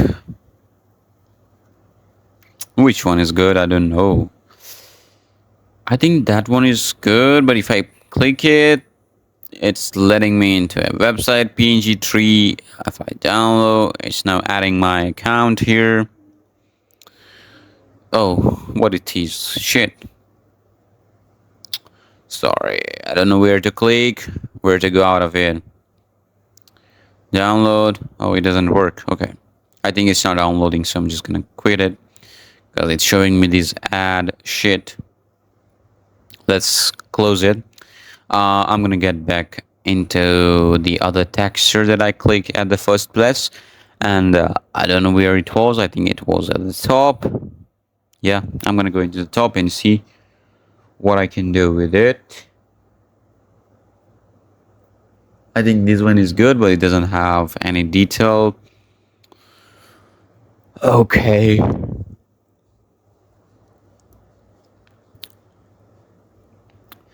It's all about how to work on it, but I'm still trying to keep the momentum going on, and I will not stop until I make the scene. So I'm finding an image. I'm just looking for it. I will also give you the same image if you want to use. I think I found that one. I'm gonna click it. It's also the same website, but I think they will let me download this time. So yeah. So I think this one is good. The green leaves for bushes. Let's click download and see if we can have a download option. A relax download, and okay. Yeah, it will start downloading. Yeah. Oh, great. It started downloading the file. So yeah, it have some attribute. I will put this in the description. Okay. So I'm gonna go ahead into file manager and I'm gonna just cut it and paste this in the folder that I'm working on. Okay. I'm very sleepy right now, so sorry for that. I'm gonna import the image texture that I just downloaded, and I'm gonna move it to the extra stuff collection because I don't want to see it. It's right here. Okay. And I'm gonna select the bush. I'm slightly gonna move it down, maybe slightly move it to side. Yeah. So I'm gonna go into edit, move it on y-axis because I just want to set the origin to the bottom of the leaf, and I'm gonna go ahead and hit Control-R and add a loop cut here. Maybe I'm gonna slightly move it up because I just want to add some randomness into it, and just gonna move it up like that. Maybe I'm gonna slightly move it down. Okay, so let's just go ahead. Okay, so I'm just trying to make it better. So I'm gonna go ahead into the particles and create a here system by hitting advanced and set this to object, and as an object select the leaf and select the density as that group and select also the length for it. So if you look at this, it's if you go into turn on object rotation, if you come up here, where is okay, rotation, and just change it to, maybe we can change it to global Y or something like that. So I'm just gonna go into wet paint and I'm gonna remove the wet paint from the bottom of it because I just don't want to see it. So because it's also growing there, so I'm gonna go ahead and select the bottom, and also click Control plus to expand the selection, and just go into vertex selection and click remove because I just don't want it to have leaf there, and I think this is looking good. And now we have some leaves going on the surface. So I think I'm going to scale it down. And as you can see, now we got a bush successfully. I can scale it down a little bit. I'm going to increase the scale randomness just a bit. I'm also gonna go ahead and make the number to 33,000. And okay, that's looking good. This looks like a bush. And I'm just don't know. I'm gonna decrease the scale a little bit. Maybe that's looking good. Okay, so I'm gonna go ahead into render view. This is how it looks like, and I think it's look good. Um, you might see some dark places in there. If I go ahead into PNG, select the PNG, and I'm gonna go ahead and click slash to go into local view, so we can just zoom in on this. Okay, so I'm gonna go ahead and connect the color with the roughness here. I'm gonna create a color ramp here. I'm gonna put it here, and I'm gonna play around with the roughness of it. That's looking good, I think. I'm gonna connect the color with the bump height and connect the normal with the normal. I'm gonna connect this with the translucent shader, and I'm gonna connect this one with the add shader. I'm gonna connect this shader with the shader and connect the surface with it. So we add a little bit of so we let the light go through the leaf by adding translucent shader. Okay, so I think we need to make the leaf a little bit random here, because if we look from the side, and if you go ahead and to make it randomized a little bit, maybe, oh, okay. Let's just play around with the phase. Maybe we can change it to global Y, and then we can randomize the phase also, and also the rotation. Okay, yeah, that's looking good now. Okay, so what I'm gonna do, maybe I can play around with the phase, or I think, but it's up to you how you want it to feel like. So I'm not gonna limit you for anything. You can just make anything the way you want, and I'm not a client to limit you for some stuff. You can just be a craziest dude with it and make something good. And I think that's looking fine. I'm gonna go ahead and set this to the default one. Okay, I think that's looking good. That's fine. That's really fine. Okay, so let's add the trunk texture to it also. But as you can see now, it's making a little bit of problem. Let's duplicate the object and change from displacement to only displacement only. I think it's not fixing anything. So I'm gonna go into render, and I'm gonna go ahead and just going to add it. Maybe oh, okay. Sorry, it's not working. No. I think it's all due to displacement. I'm gonna turn off displacement from this texture, and yeah, that's fixed. That's fine. That's 100% fine. Okay, so let's go ahead. I'm gonna go up to here. Let's open up our other project.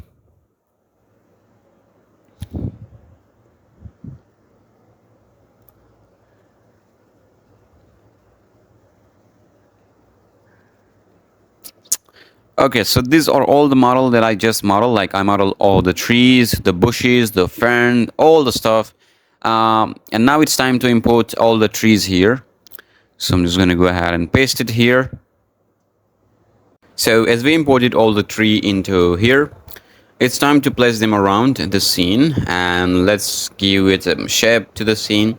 So I'm gonna move this one tree up, and I'm gonna scale it up. Once you scale it up, as you can see, the particles become smaller, and now you need to scale them up also.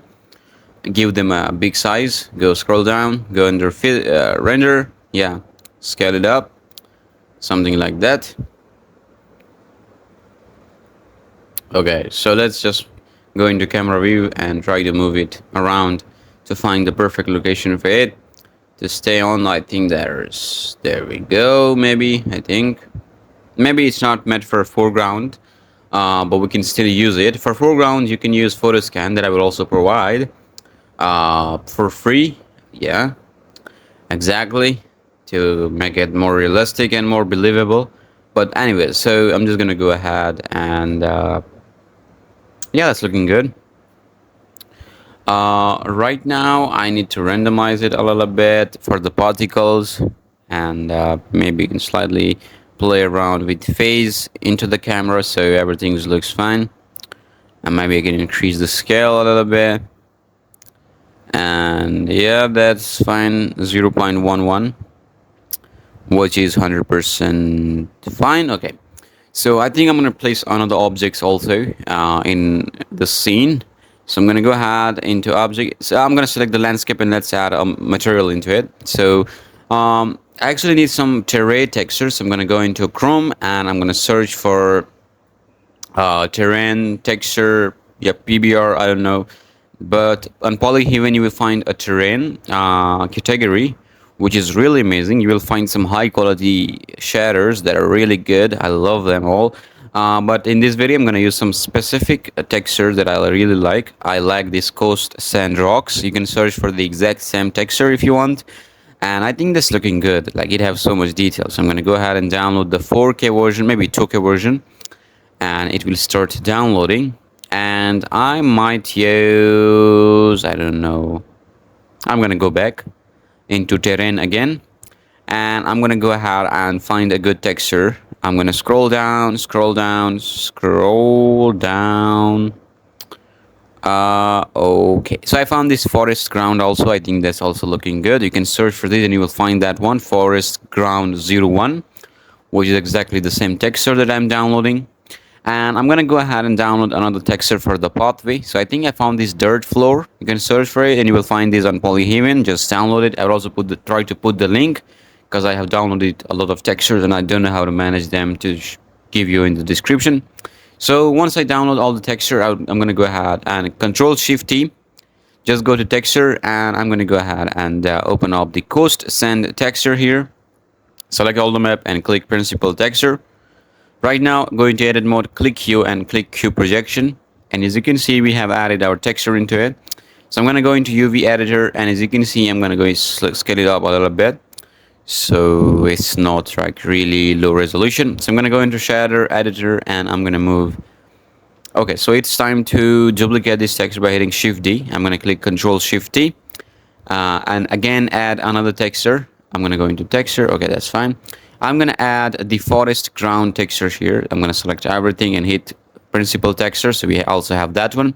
So how to combine? Well, I'm going to search for mix shader. I'm going to connect these and also this one into it. Okay, so now it's time to add a little bit of mask into it. I'm going to create a noise texture.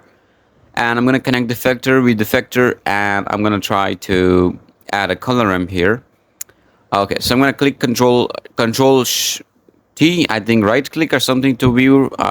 Okay, so Control Shift right click to see it in directly. Okay, so I'm just trying to find the best value. I set the scale to 13, detail to 2, and the roughness to 0.5. And this is what I got here. And I changed the color ramp a little bit. So if I go into material view, I'll be able to see everything. So I'm going to go ahead into it and see what I got here. So right now, this is how my landscape looks like. So the displacement is a little bit obvious. So let's just go ahead and combine it.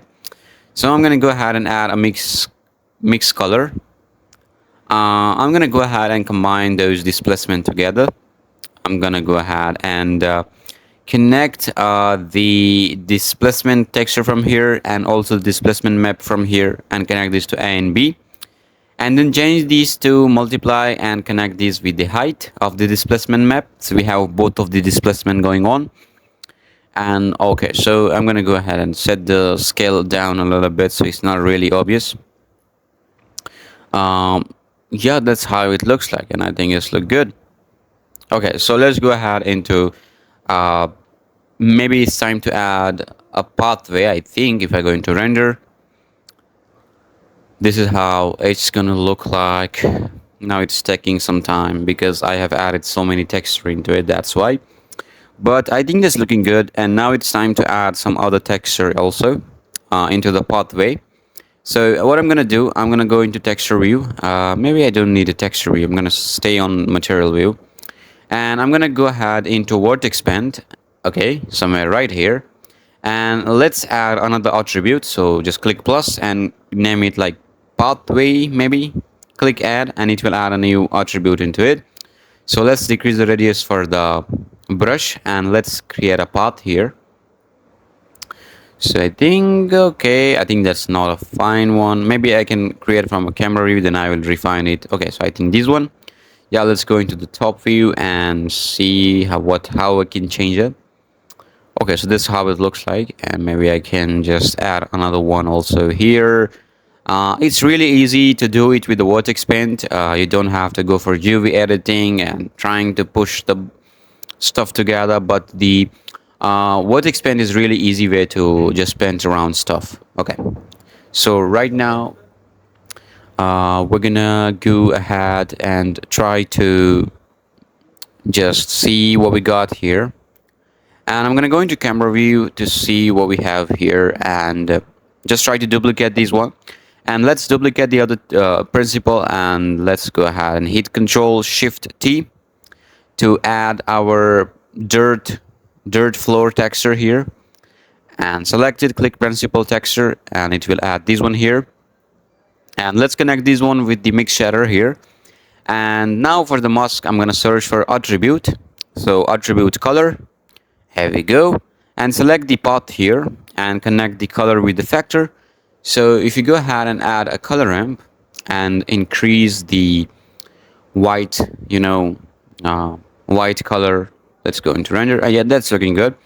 I think it's fine. If you increase it, this trend will be increased, but I'll just kind of leave it like that. And I think that's looking good because like you got so much detail going on.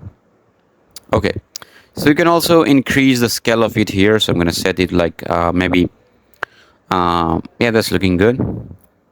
I'm gonna increase it, and also I'm also gonna increase this for the other texture for the forest floor also to 6, and I think that's looking good now.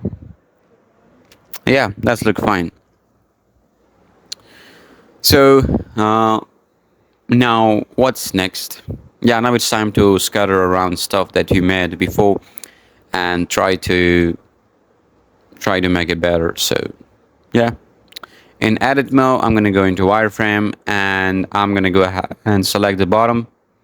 I'm gonna turn on proportion editing. I'm gonna hit S and scale it up, and I'm gonna try to move it a little bit to that direction. And yeah, that's looking good. Yeah, that's fine.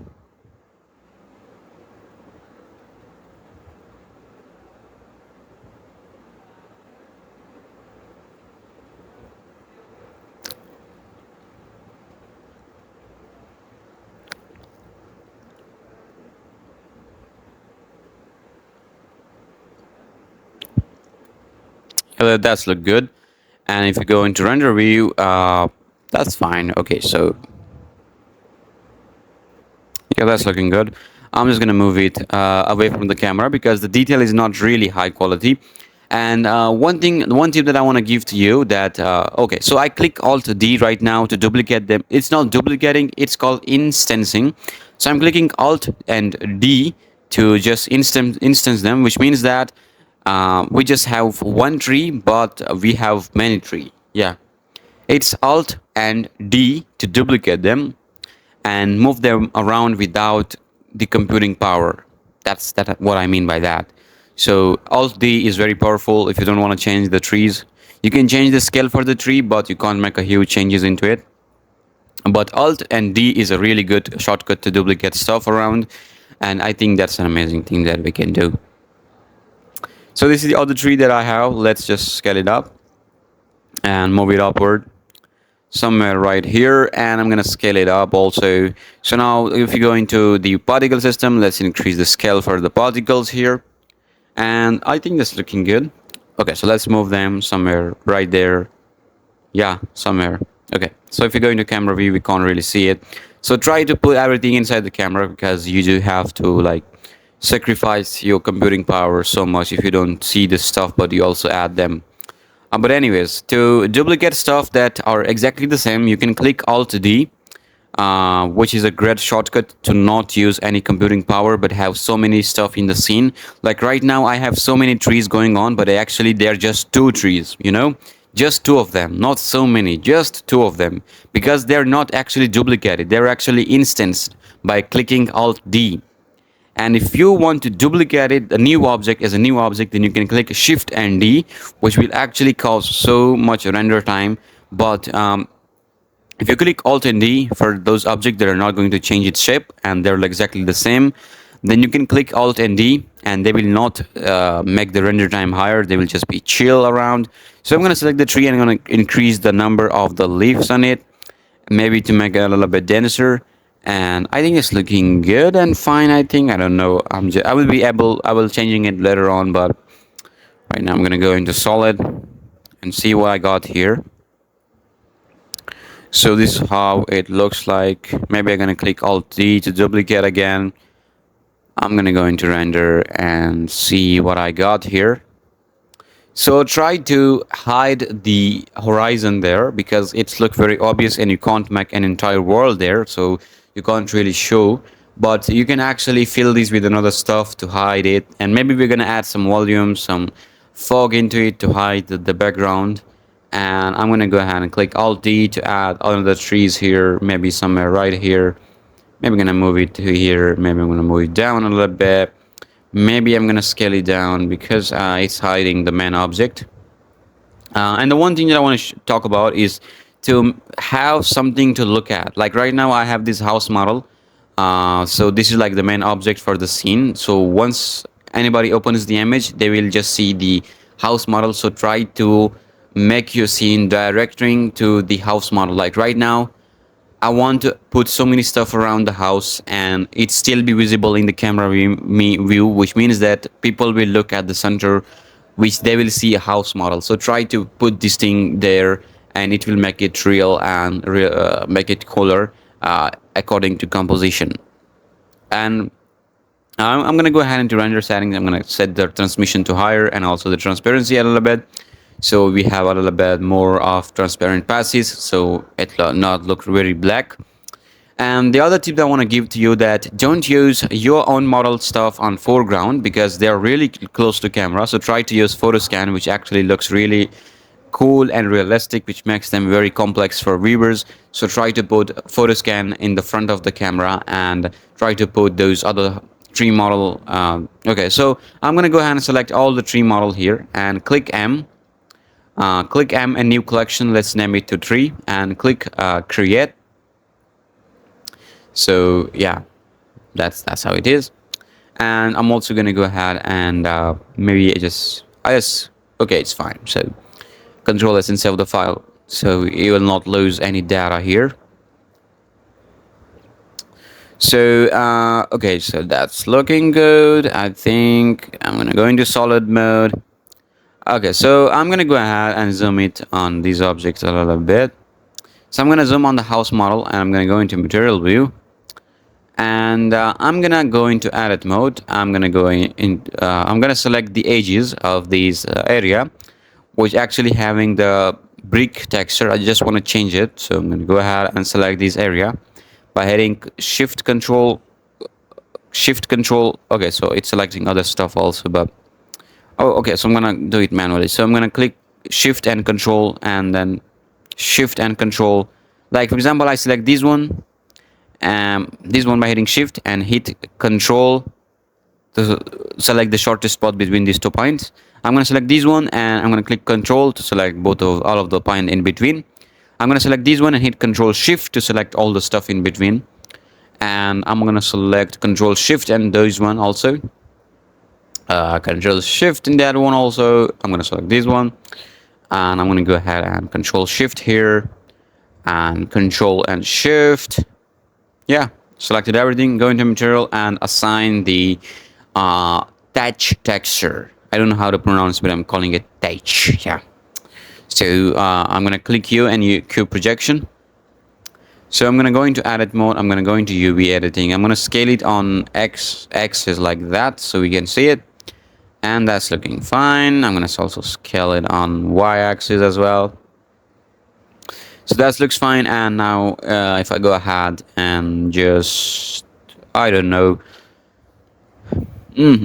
So I'm going to go ahead and also select the inside side area. So I'm going to select this one and hit Control Shift and then click to select this one and the entire area in between. I'm going to click Assign. I'm going to click Shift this and Control Shift this, and I'm going to go ahead and assign this texture also. So now as you can see, it's looking good and it's 100% fine. Okay, let's go into solid and hit slash to go out of local view. Control S and save the file again. And if I go into render view, this is how it looks like. Okay, that looks fine. So what we need to do next thing is going to be, I don't know what to add next. but I'm just trying to find it. What's going to be the next thing? So I'm thinking about it. My brand right now is not branding, so let's find it out. Let's go to the other collection that we made. So I'm gonna go ahead and import those dead trees here. So copy objects and paste them here. I actually model these. I'm gonna move it to a dead collection by hitting M and create it.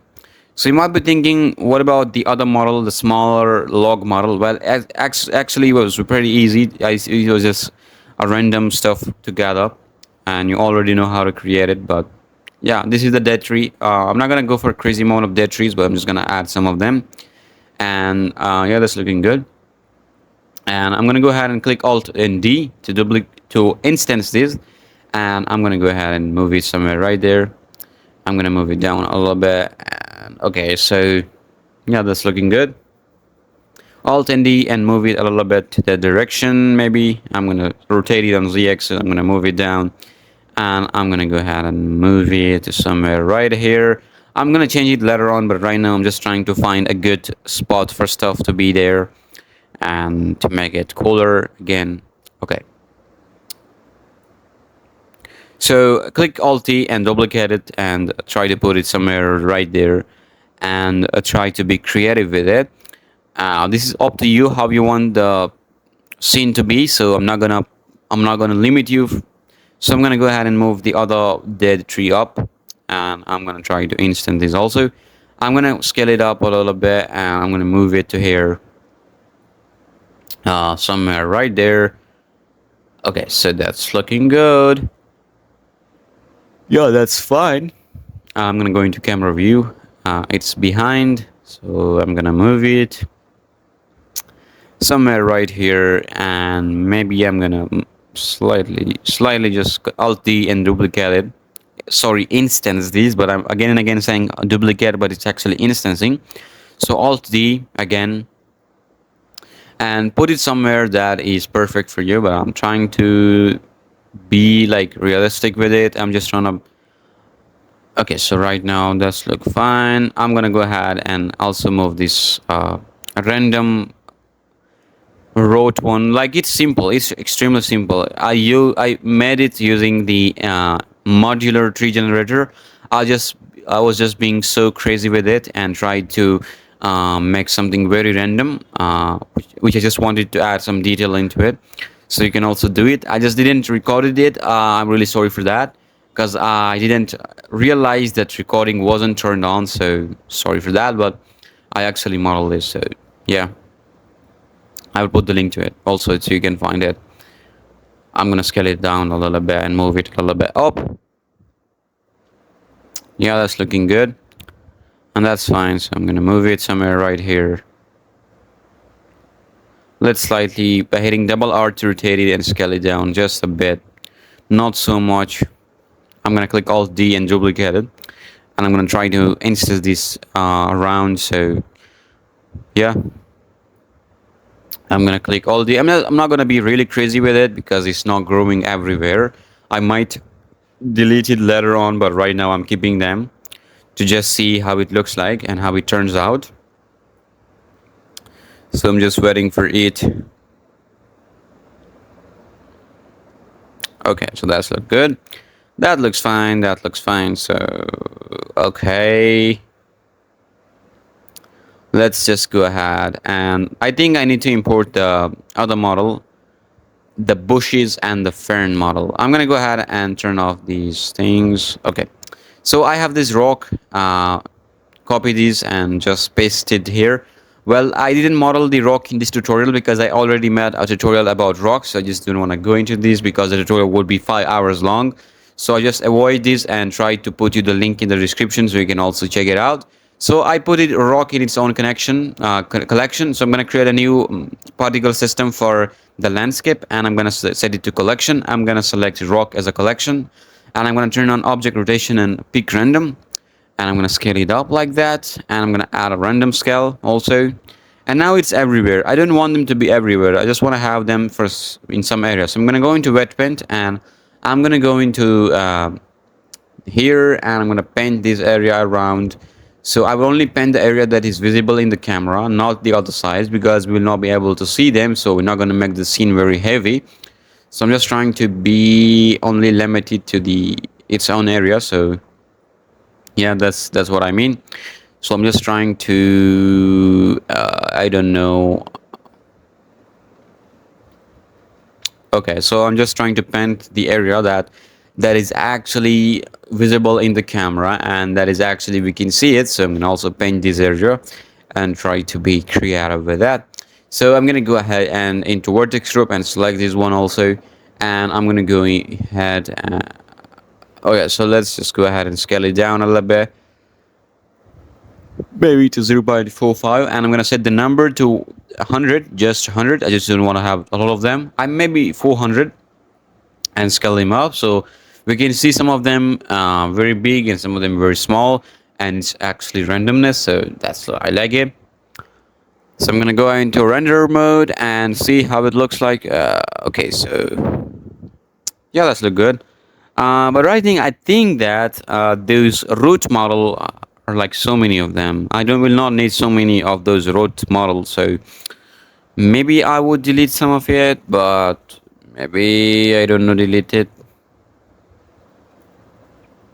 Just move it a little bit backward. Let's move this a little bit backward also, and let's select this tree model also. Just make it a little bit away from me.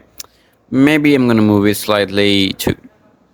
Okay, so just trying to find best stuff and try to watch the art coming into place. Okay, so that's look good. I don't know what to do now. I just don't really have any idea because, yeah, I'm just thinking about stuff, what to change. I'm gonna hit Control B and I'm gonna only frame the camera, so only see the camera. And right now we have something like that, which is very flat, I think. So I'm gonna go ahead into HDRI. I might change it. I'm just trying to find the best HDRI. So I think I'm gonna use these sunny HDRI. I'm gonna increase the strength. So this is how it looks like, and I might go ahead and make it to 1 for the strength, and I might change the rotation of it to like 0, so they are actually facing from that direction. Okay, so I think that's looking fine. I don't know. I'm gonna hit Control Z, so we get to the first one that we had before. So it's updating lights. Let's wait for these. Okay, so I will change it later on. Right now I'm just gonna work on the environment. Okay, so I actually duplicated the landscape and I put it in there. So right now I'm gonna go ahead and I'm gonna go and create a cylinder, and I'm gonna rotate it on y-axis, maybe on z-axis also. In edit mode, I'm gonna go into vertex selection and I'm gonna go ahead and select this area. I'm gonna go ahead and just click E, extrude, and I'm gonna rotate it. I'm gonna rotate a little bit. I'm gonna hit E, extrude, and rotate. Control R and add a loop cut. Maybe I can slightly move it to that direction. Control B to make it smoother a little bit. And I'm gonna go ahead and just click E. I'm just trying to create some tweaks there because it's actually add a little bit of details into it. So I'm just trying to make a very random shape. It's not going to be a very detailed one, but it will be just adding some mess into the scene, so it will look good. And I'm gonna hit Control Z. I'm just trying to add some branches into it, so it falls on the ground, and this is how it will look like. So just watch what I'm doing. So I'm actually creating a twig here. It will be a little bit bigger one. Might add another one also to make it smaller. So I'm gonna hit Control R right here. So I think I need to move it a little bit up somewhere right there, so it will add a little bit of randomness into it. Maybe I gotta rotate it slightly, just a bit, not so much. Maybe I'm gonna go ahead and yeah, that's looking good. That's look fine. So what I'm gonna do, I'm gonna select it and cursor to select it by hitting Shift S. I'm gonna move it to a new collection, calling it log, maybe twig, maybe small twig. Yeah, small twig. Small twigs created. Yeah, that's looking good. Let's go ahead and create another one by a curve. So I'm going to create a path here. So I'm gonna rotate it, and I'm gonna go ahead and give it some random shape that a twig can have. So yeah, I'm gonna click E, and again E to extrude it. I'm gonna click E again to extrude just a bit. So now I'm gonna go into the curve settings under geometry. I'm gonna increase the depth. Okay, so that's looked fine. So I'm gonna click E and extrude again and again to find some shape here. Maybe I'm gonna click E again, E and E to extrude. Maybe again here. I'm just trying to make a very random shape for a twig. I'm gonna go ahead and create another twig here. It's going to be a straight path. Maybe I'm gonna go ahead and move it somewhere right there. This one to here. This one to be a little bit, move it up just a tad. Also give it some depth into it. So I'm gonna select all of them, click M, and move them to the small twigs collection. I'm gonna move them down, and I'm gonna select the landscape here, and I'm gonna go ahead into the particle system, create a new particle. It's gonna be here, and I'm gonna name it twigs, and it's gonna be a here particle system. I'm gonna name the upper one to rock and the bottom one to twig. I'm gonna select the twigs one, and I'm gonna scroll down. I'm gonna set this to collection, and I'm gonna select the twigs collection here.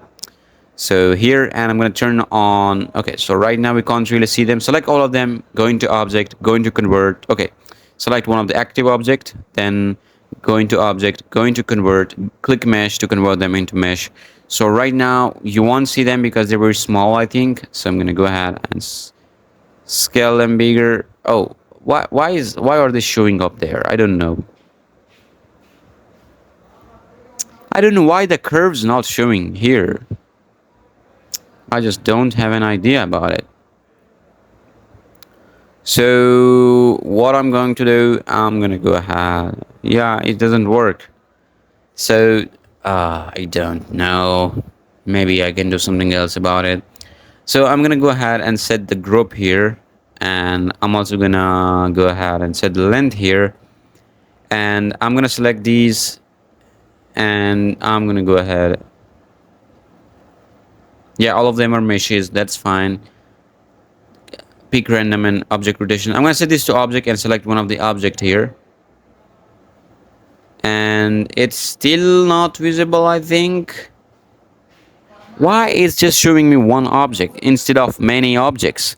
And I just don't know what it is. So what I'm gonna do, I'm gonna remove it. I'm gonna create another one, and I'm gonna select the first one, the rock one, and I'm gonna duplicate this. And as a collection, I'm gonna select small twigs. Yeah, that's working right now. Okay, I didn't know why it's not working, but it's working right now, and I don't really care. So under group, I'm gonna select this group, and yeah, that's how it looks like. So I actually duplicated the rock particle system, then I applied the twigs as a collection, and that's it. That was the whole point behind it. So I'm gonna go ahead and just move it a little bit upward. Maybe I'm gonna select this one, maybe that one, just slightly down to the origin point. So I'm gonna go into edit, just slightly move it to here, and the middle one also. Okay, so let's just come up here and just make it a little bit bigger, maybe advanced and turn on rotation here. Click randomize. Oh, it's not working. So let's change it to global X, and maybe we can just play around with global Y is fine. Global Z, maybe you can play around with its phase rotation, randomize phase, and randomize. Not so much, but just a bit. So you can see there is some stuff going on.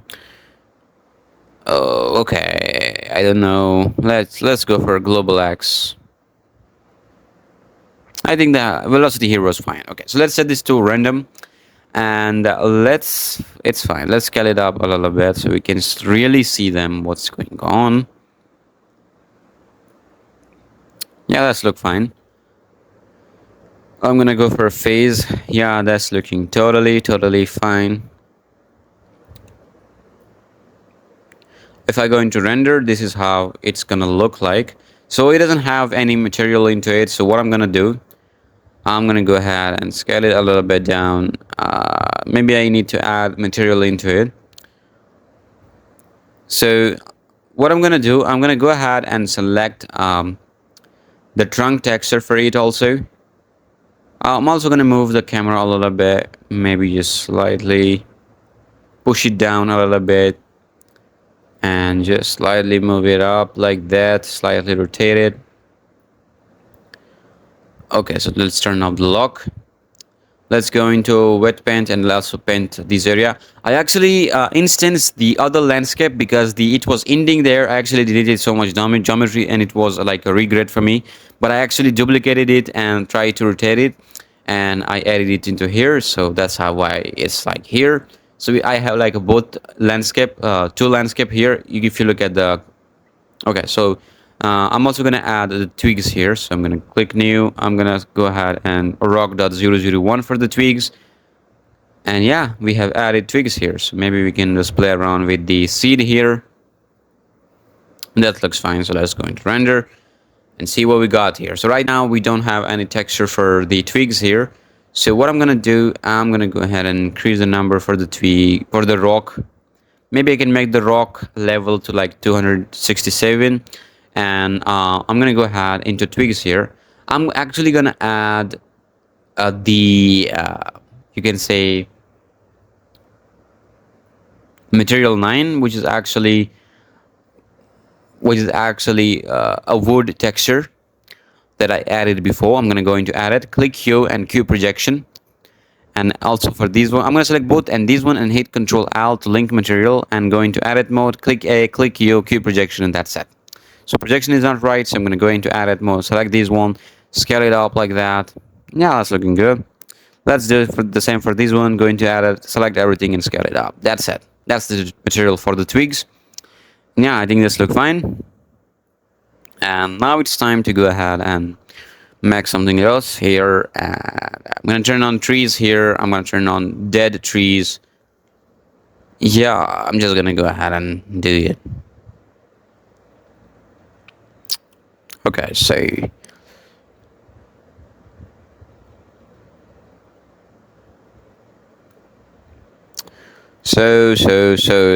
play around with scale and just be good with it. So I'm just trying to change some sort of stuff on the trees, maybe scaling them down or up or filling up the space and all the stuff within it. And I think I'm gonna go ahead and scale it a little bit up. So I think this looks fine. Okay, so right now I'm gonna scale it up just a bit. So it's actually defined the scale of the scene. So try to be perfect with scale. I think I'm gonna decrease it a little bit or increase it. I don't really know what I'm going to do, but I'm just looking at it and thinking that what to do next, what looks perfect, what looks fine. So there's no special recipe to go for, but just to tweak around, change some stuff, add some new stuff to just test that if it's work or not. So that's the whole point of making landscapes and making something new from scratch. So I'm gonna go into solid and I'm gonna go ahead and just maybe I'm gonna select the camera. Maybe I'm gonna slightly move it up, but maybe slightly move it down just a bit, not so much. I'm just trying to be very subtle with the camera because I think I like this side, and I just want to add a cube here. Maybe I'm gonna scale it up.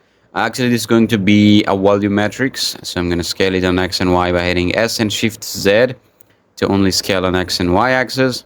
And now it's time to create a new material, and it's going to be a volume, which is going to be a principled volume. If I go into render mode, this is how it looks like. So right now the density is high, so let's make it like 0.01. And now it's getting better, so I'll try to get it down like 0.00, maybe 5 or something like that. And like 0.001. Okay, so I'm just trying. Okay, that's fine. We will need to add and change it later on, but right now that's look fine for me. And we might change some other stuff also because this is not like a final thing. We're gonna go ahead and add some extra detail into it. Like we're gonna add bushes, we're gonna add some fern, we're gonna add grass into it. We're gonna try to add some deep sort of volume into it, which will make it a little bit in depth. So that's what I'm trying to do. I'm gonna go into solid view and try to just select the tree, scale it up a little bit. Maybe this one also. So I'm just moving it around. Let's select the cube. Let's hide it by hitting H. I'm going to turn off the camera lock so we don't really miss it out. Um, I'm just going to go ahead and select those trees, and I'm going to go into top view. I'm going to go ahead and click Shift D to duplicate, Alt D actually, Alt and D to duplicate it, and try to put them in the background so it hides the horizon out there. So I'm going to click Alt D again and duplicate it to the other side. Now we have something like very uh, dense here. So right now that looks fine to me. I think I may move it up a little bit by hitting G and Z. Yeah, I'm just trying to move and fill in those pores there that are actually like feeling like there's nothing in behind, but I'll try to add some stuff in there to make it feel like there's something in there, like there's a huge sort of landscape going on. So that's what I'm trying to do. And I'm going to turn on the fog here. I'm going to go ahead into render view and see how it turns out. So I'm going to save the file. And let's see what we get here. So yeah, that's how it looks like. So that's fine. I like it, but not so much because I just need to add some other detail into it to make it more dense and make it more detailed here. So yeah, okay. Maybe I need something in here to fill this up. So what we need here. So I'm gonna go into solid, and I'm gonna go ahead and turn off trees here to make everything smoother. I'm gonna save the file, and I'm gonna go ahead and just go ahead to the other side. So now here we made some bushes and some fern. Fern, grass, and rock are made in other tutorial, but I'm gonna go ahead and copy those objects by hitting Control C, and I'm gonna click Control V to paste them here. So as you can see, I have bushes, I have fern. That's what I have right now. So I'm gonna go ahead and move the two objects upward, something like that. I'm gonna go ahead and move it towards the camera because we're gonna add a lot of them in front of camera and some of them far away from the camera.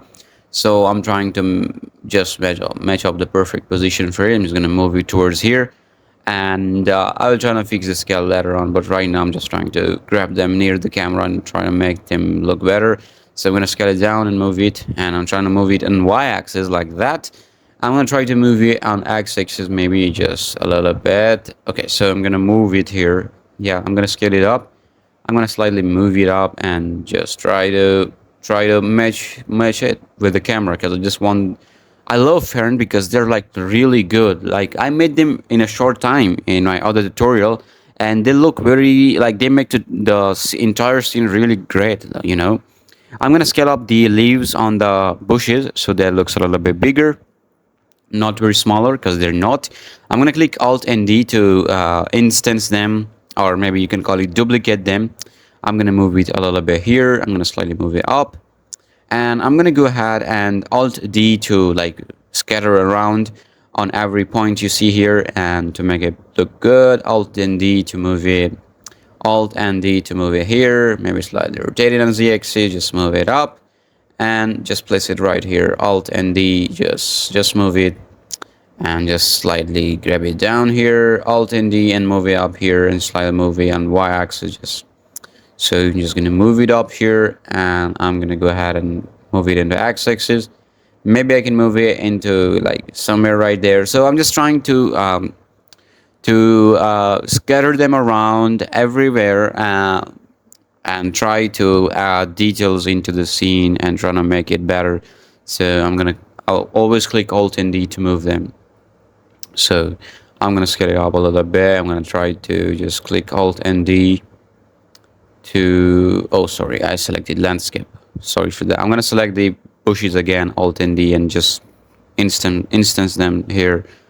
So yeah, I think I move it very far away, somewhere right there. Maybe scale it up a little bit, and Alt and D again to just instance it everywhere, and try to fill in the gaps there, and try to hide the ground behind underneath. So it's like the ground is not really a photo scan. That's why it's like a simple texture. So that's why I'm adding a lot of detail on top of it to hide it from like really obvious. So I'm going to go ahead and select all those newly bushes created. Click M and create a new collection, call it bushes, and just click create.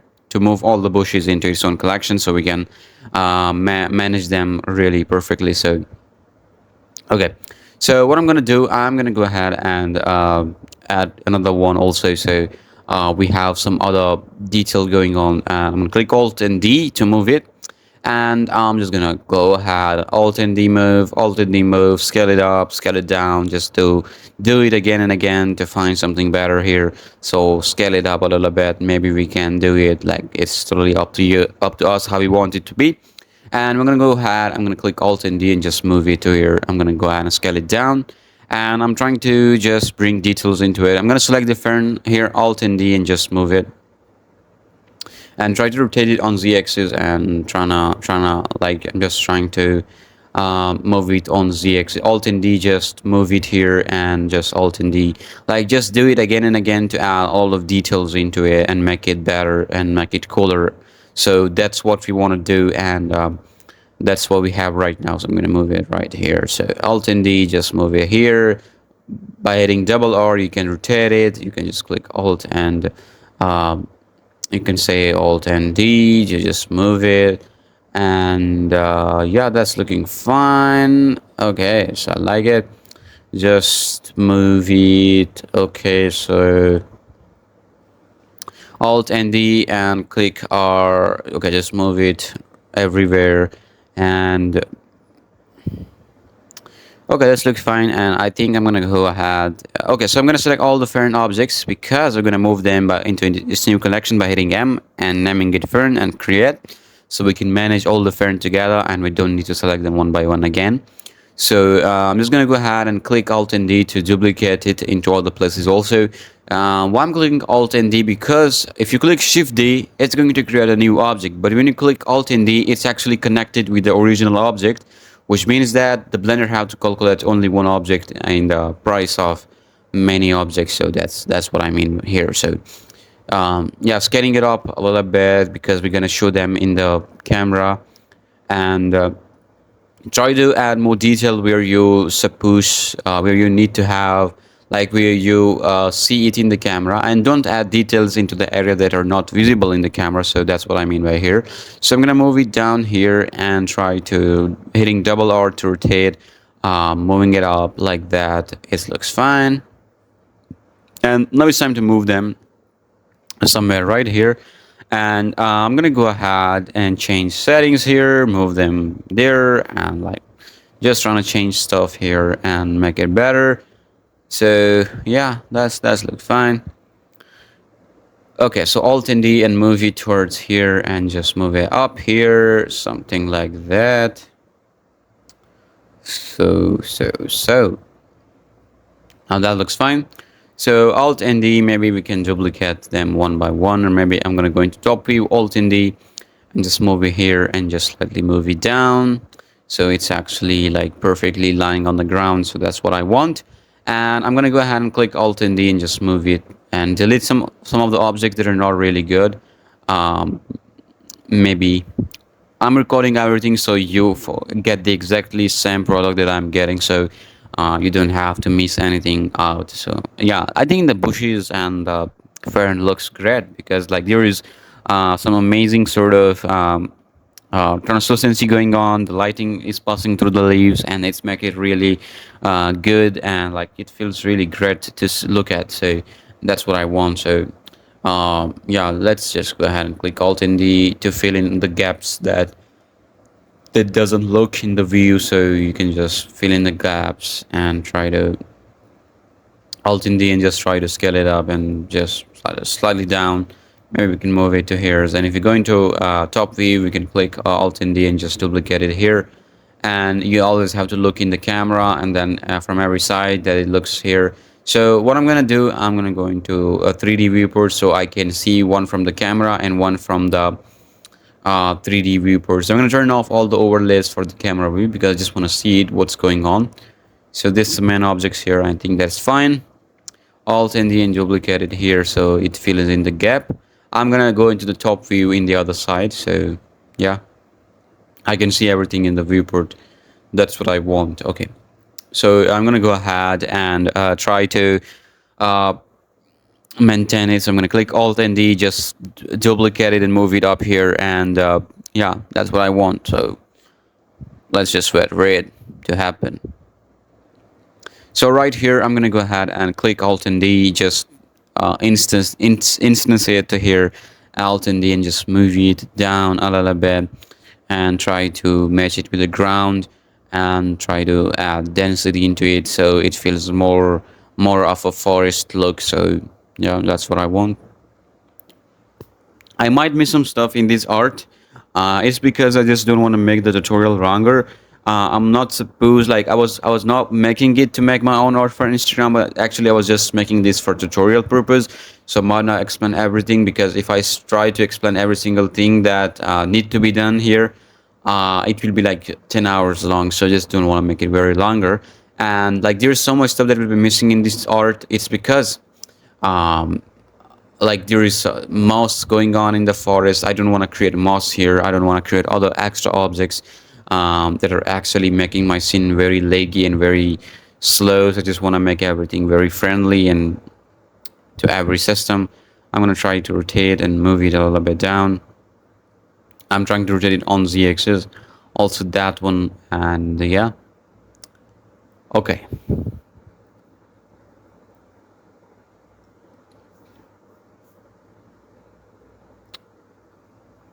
Try to rotate everything on z-axis because it will add randomization into rotation and it will look more random as the nature is very random. So that's why you have to do like very random stuff with your art. Don't be very uniform with everything. Like try to push some stuff really hard to make it look better.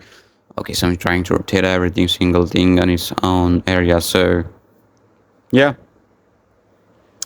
So the tutorial is getting very long and long, but I'm trying to do it faster, and I'm gonna try to make everything within 3 hours. So yeah, I'm gonna go ahead and render out.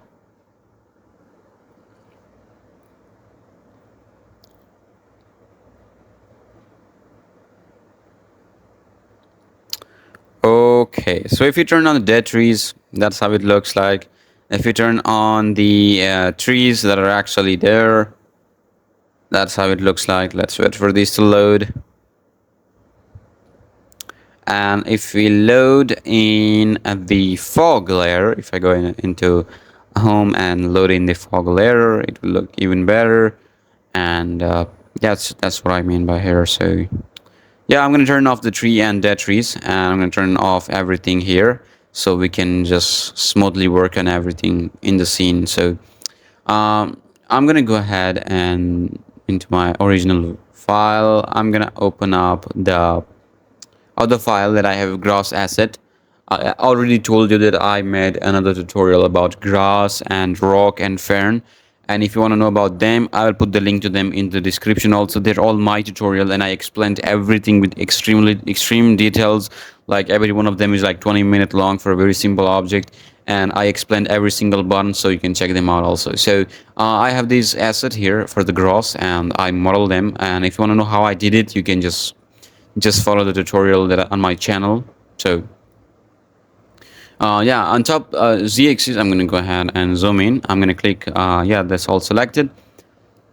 I'm going to go ahead and copy the object by hitting Control C, and I'm going to click Control V to paste all the objects here. So if I look at this, I'm just going to zoom in and see what I got here. So those are all the grass. I'm going to move them into its own collection, which is called small, you can say.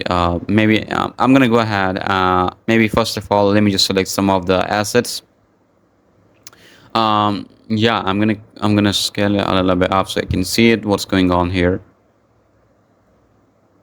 So basically what I'm going to do, I'm gonna make some of them smaller and some of them bigger. For this one, I'm gonna click M and move it to a big grass collection. They will be big in the you can say in the landscape, on the landscape. So this will be a smaller one, so I'm going to select them, and yeah, they are separate from one another, so I'm going to select those and click M. Click M and new collection, some name is like a small grass, and click create to create the small grass here. Okay, so let's go ahead into camera view and see what we can create here. So select it. Maybe we can turn off the other one. Maybe no, I think I'm going to create a new one, change it to here, set it advanced, and change the render as to collection and select the big gross collection here. And now you're not able to see it, but if you scale it up, you will be able to see it. Select the group as a density group, and you can increase the scale randomness here. So scale it down, not very big. I just want to have a very smaller sort of, you can say, small sort of gross here. So I'm going to set the number to like 10,000 maybe. Maybe it's not so much. I'm going to scale it down like it's really big according to the scene. Right now this is very uniform. If I come to source under jitter, I'm going to set it to random. And I'm going to pick object rotation and pick random.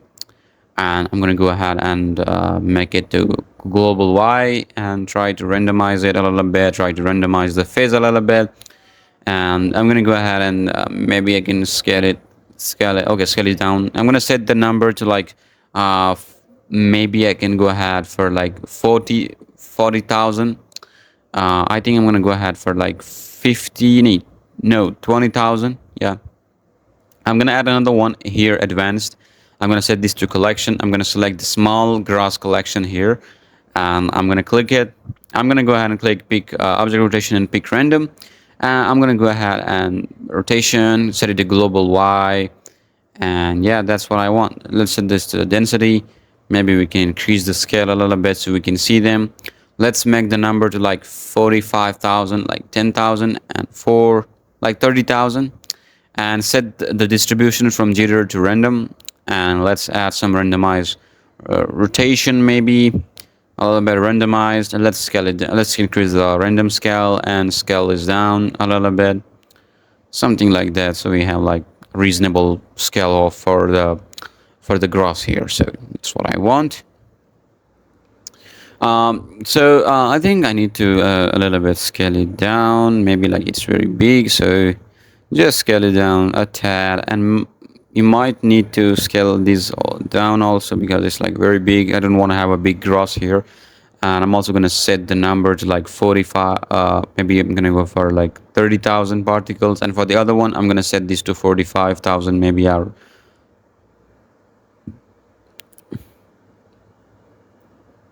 Okay, so now let's select the other landscape here and create a new here system.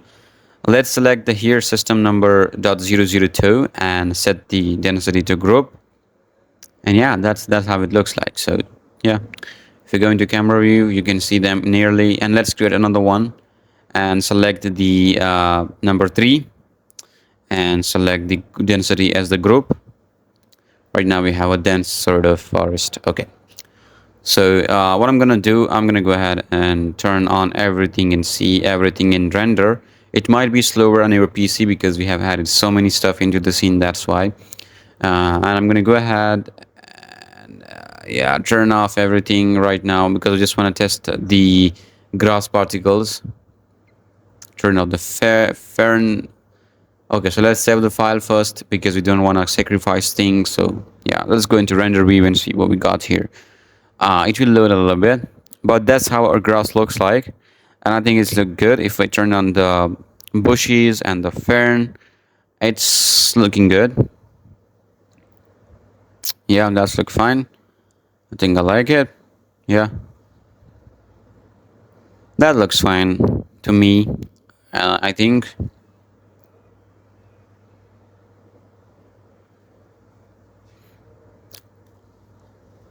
Okay, so and let's turn on the trees and the other stuff we have in the scene and try to see how that looks like. So now they're turned on, and that's how it looks like when there is some trees going on there. And maybe we can just go ahead and let me just increase the transmission and also the transparency passes because I feel like they're not so much, so let's increase it. Okay, so yeah, that's how it looks like.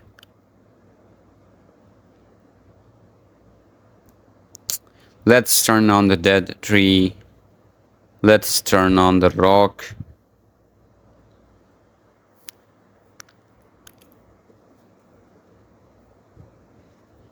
Let's go into solid.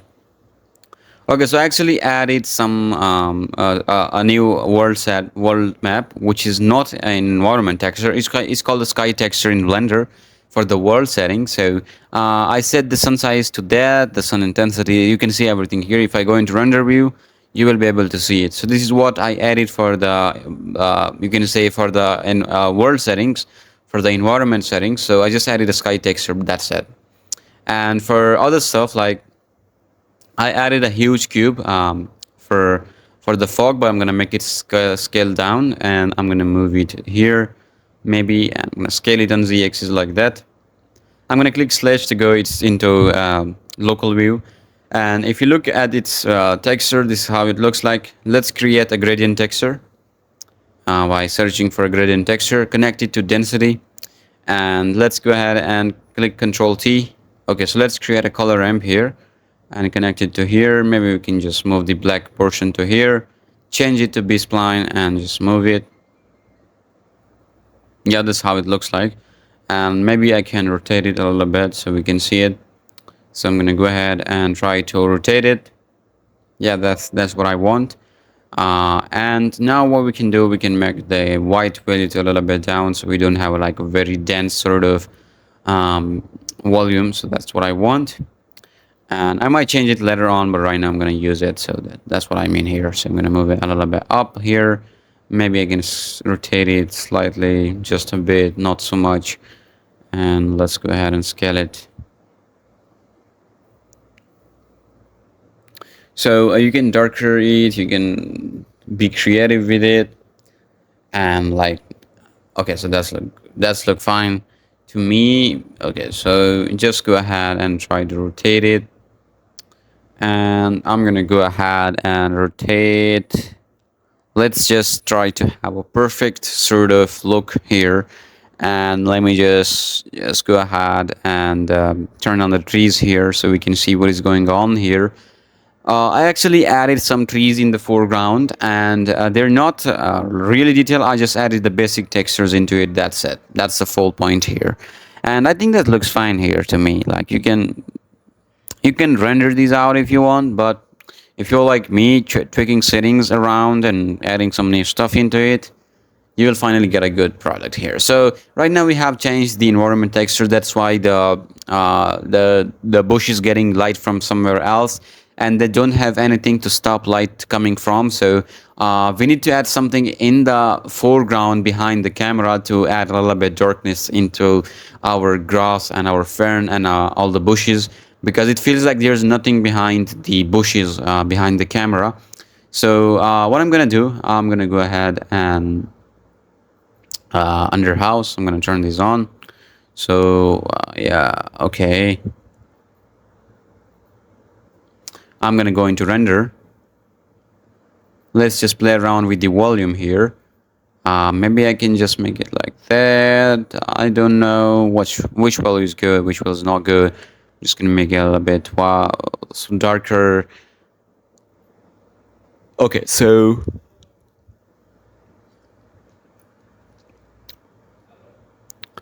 let me just hide the cube and also the other cube. Also, I'm gonna turn on the volumes here. So I just turned off the Boolean there that was looking white. Let's turn on the trees and other stuff so we can see what is going on. Let's just look at these. Okay, that looks fine to me, but I think there's something missing in it. Let me just do it. So actually what is missing is, I'm gonna go ahead and click Shift A. I'm gonna add a plane here. The reason it doesn't look really good is because we don't have anything behind the bushes and the camera. So that's why it looks very white from behind. So I'm gonna create a plane here and put it behind the camera, so it makes everything darker. I'm gonna move it to here, and I'm gonna go ahead into edit mode. Maybe I can just go ahead into top view. Maybe I'm gonna go ahead and go into edit mode, wireframe, just select this portion here, just click G and move it. Click E to extrude, E and again to extrude it around. And if you go into camera view, go into render view and see and test it out how it looks like. So right now, if you go ahead and click a new material for the plane, I'm gonna set it to dark color. As you can see now, it's adding darkness from behind, which feels like there is something behind the camera, like the trees and other stuff like that. So I think it's important to add a plan behind everything because it will add a depth into it. And I'm going to go ahead and extrude it again to add more darkness into it, so the shadows is coming in the way, and that's what I want. Don't try to be like so much because it will come, don't try to place it in front of camera because it will look obvious. But right now I think everything looks really black, so in order to fix it I have a plan for it. So what I'm gonna do, I'm gonna click Shift A and I'm gonna create a noise texture here, and I'm gonna connect the noise texture with the alpha map. And right now, if I come out of the camera, this is how the planes looks like. So I'm going to go ahead and add a color ramp here. And this is how it looks like. So I'm going to increase the white value a little bit. So we have something like gobos, okay? It's not gobos, but in fact, it's adding so much darkness from behind, which makes it really good. And I'm going to go click slash to move out of it. And if you go into render view, let's see what we got here. And I think this looks totally fine because like, it adds a little bit depth into it. There's something behind the camera. It's not just a foreground stuff. There's something huge going on. So that's an amazing technique to do stuff like that. So like it's add a little bit darkness from behind and makes it look very dense. And yeah, that's what I wanted to say. So I hope you understand me. So I'm going to go ahead and turn on every single collection that we have in the scene. So right now, if I just select the Boolean object and click Edge to hide it, because I don't want to see it. There is another Boolean object, click Edge and hide. And right now, as you can see, that's coming into place. And I think that's looking really nice. If we turn on the trees, it will be more darker right now when you add trees into it. And I think if we just add so many stuff, I think it looks really good. Like we can add more stuff into it and it will come into place and it will look really good. So basically, I think I will need to create, let's just play around with the anisotropy. Yeah, it's actually how it absorbs the light. The higher the value, the lesser will be volume, but it will be used to absorb the light. So that's what I mean.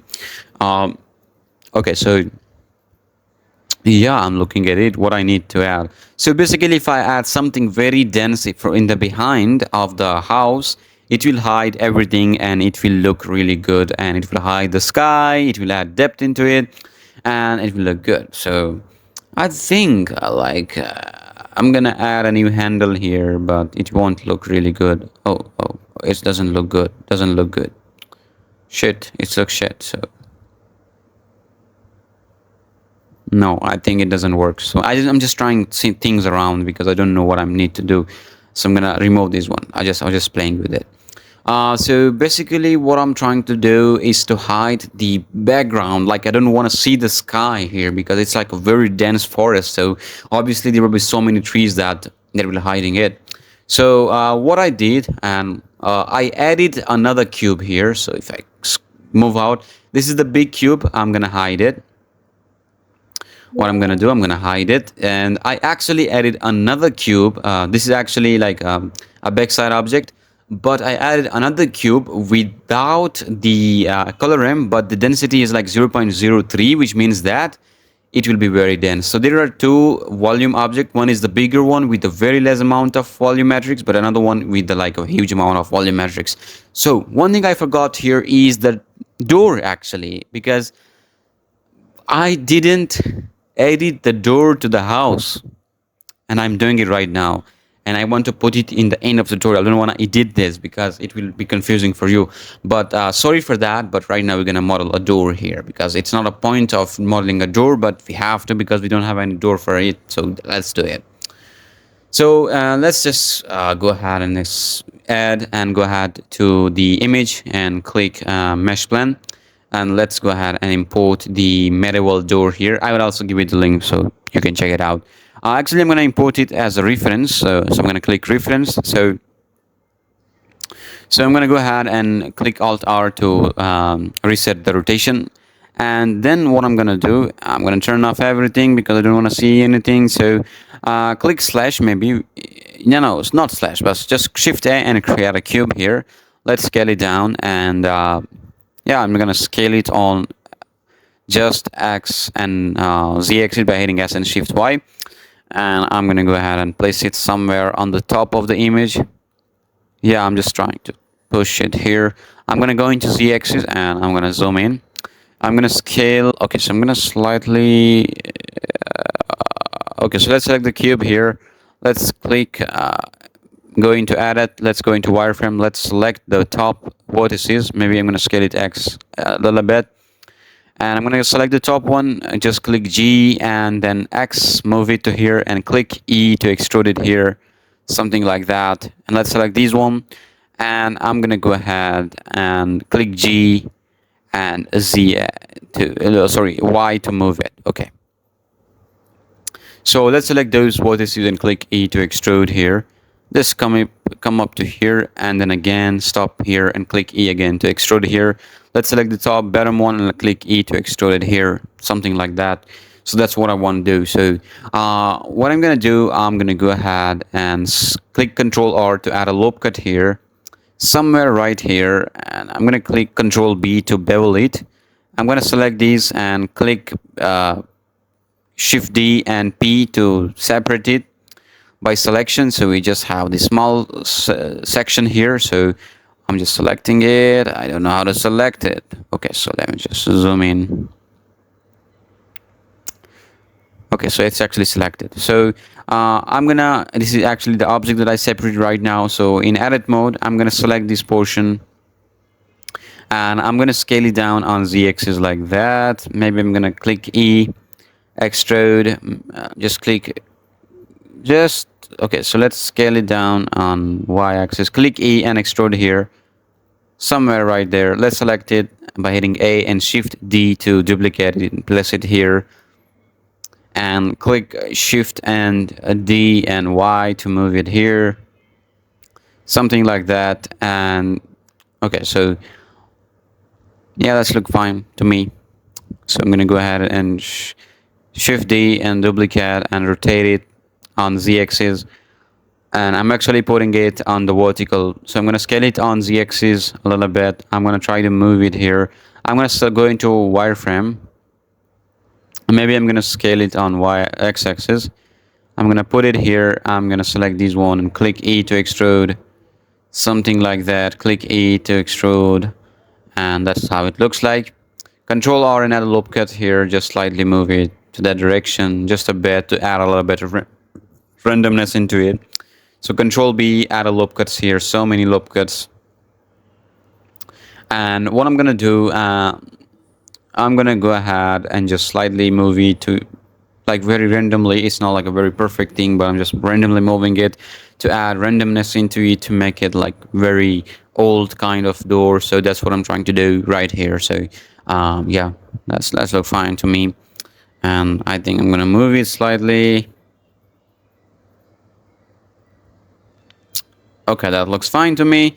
I'm gonna go into solid and I'm gonna try to click Shift D, maybe duplicate on x-axis. Yeah, that looks fine to me.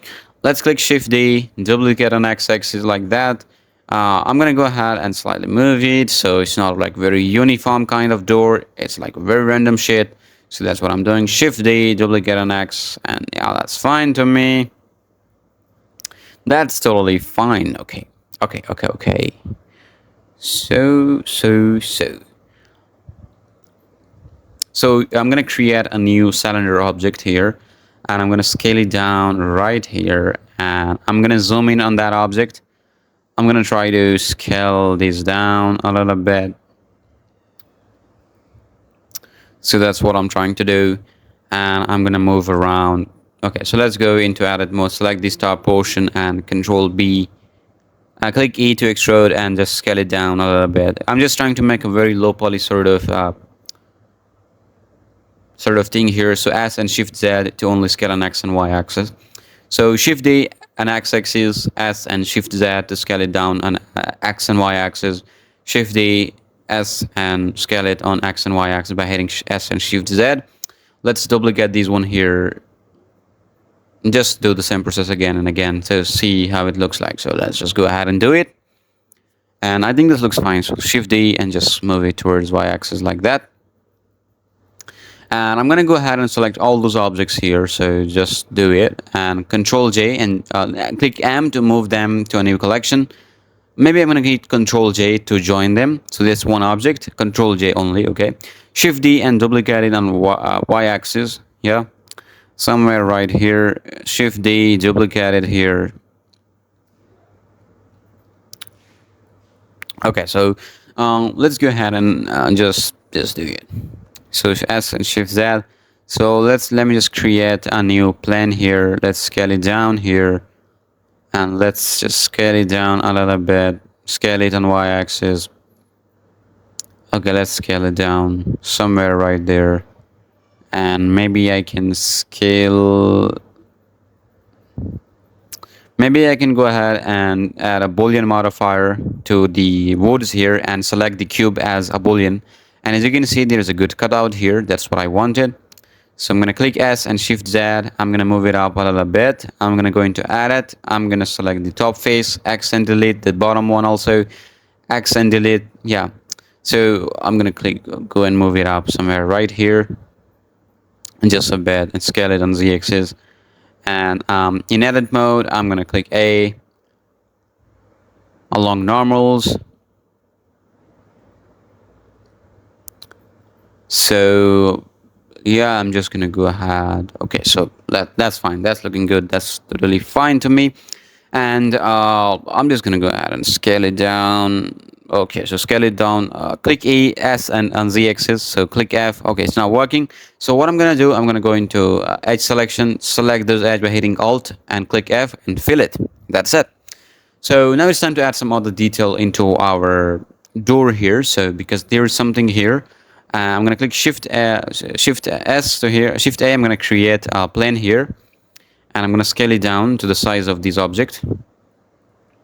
And I'm going to go into edit mode. I'm going to go into vertex selection mode. I'm going to select this one and click G and Y axis. Click E and extrude it. Click E and extrude this one also. And just select this one and click E, extrude here. Try to scale it on that axis, on Y axis. And Shift D, just do it like that. Scale it on Y axis, just like that. E, extrude it here, and then just leave it because we're going to change it later on. So I'm going to go ahead and slightly place it on the right spot. Let's select this one and just click E, extrude it here, scale it down, and try to rotate it. Just go ahead and do it. Click E, R, and scale it down, and click E, R, and scale it down here.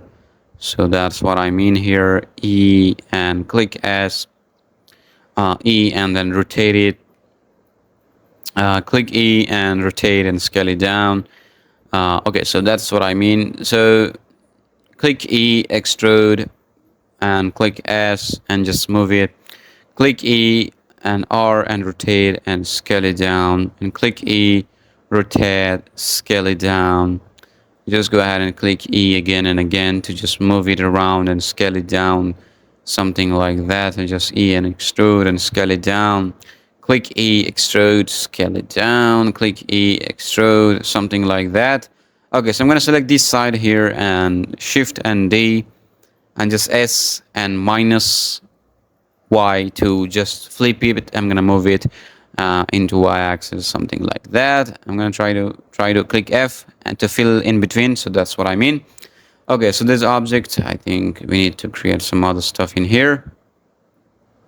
So I'm going to go ahead and select this object and click Shift D and then click P to separate the selection. Select it and move it. Right click and set the origin to center. Just move it here and scale it down. Go into solid. Let's select this object and move it a little bit up. Something like that, slightly down here. Let's select this man object and just go and click E to extrude here. Just move it slightly up. Select it and go into Z axis. In wireframe, click Shift D and duplicate it to the other side. Shift D and click S and scale it down like that. I'm going to go ahead and just Control J and join them. In edit mode, I'm going to go ahead and select it and click Shift D and duplicate it. So we have it here, Shift D, duplicate it and place it here. So try to place it everywhere. I'm gonna place it at the top also. Yeah, that's look fine to me. Click yes. Okay, so let's go into solid. Control J and join it. Let's go into Z-axis and to wireframe. I think there's another object at the top here, the same object. So maybe I will duplicate it. Okay. So let's select it and click Shift D on Y-axis and duplicate. It's up here, and that's how it looks like. Let's go ahead and create this object. So let's place it out here. Shift A and create a plane here. Let's go ahead and scale it down. Let's just place it here and try to scale it on x-axis. In edit mode, just click E, S to scale it down, then E. Maybe I'm gonna go ahead and click E, scale it down, click E, just extrude, click scale, and scale it down, and click E, scale it down, click E, and then scale it down a little bit to place it here. And then I'm gonna go ahead and select this one, click E, and extrude it down there.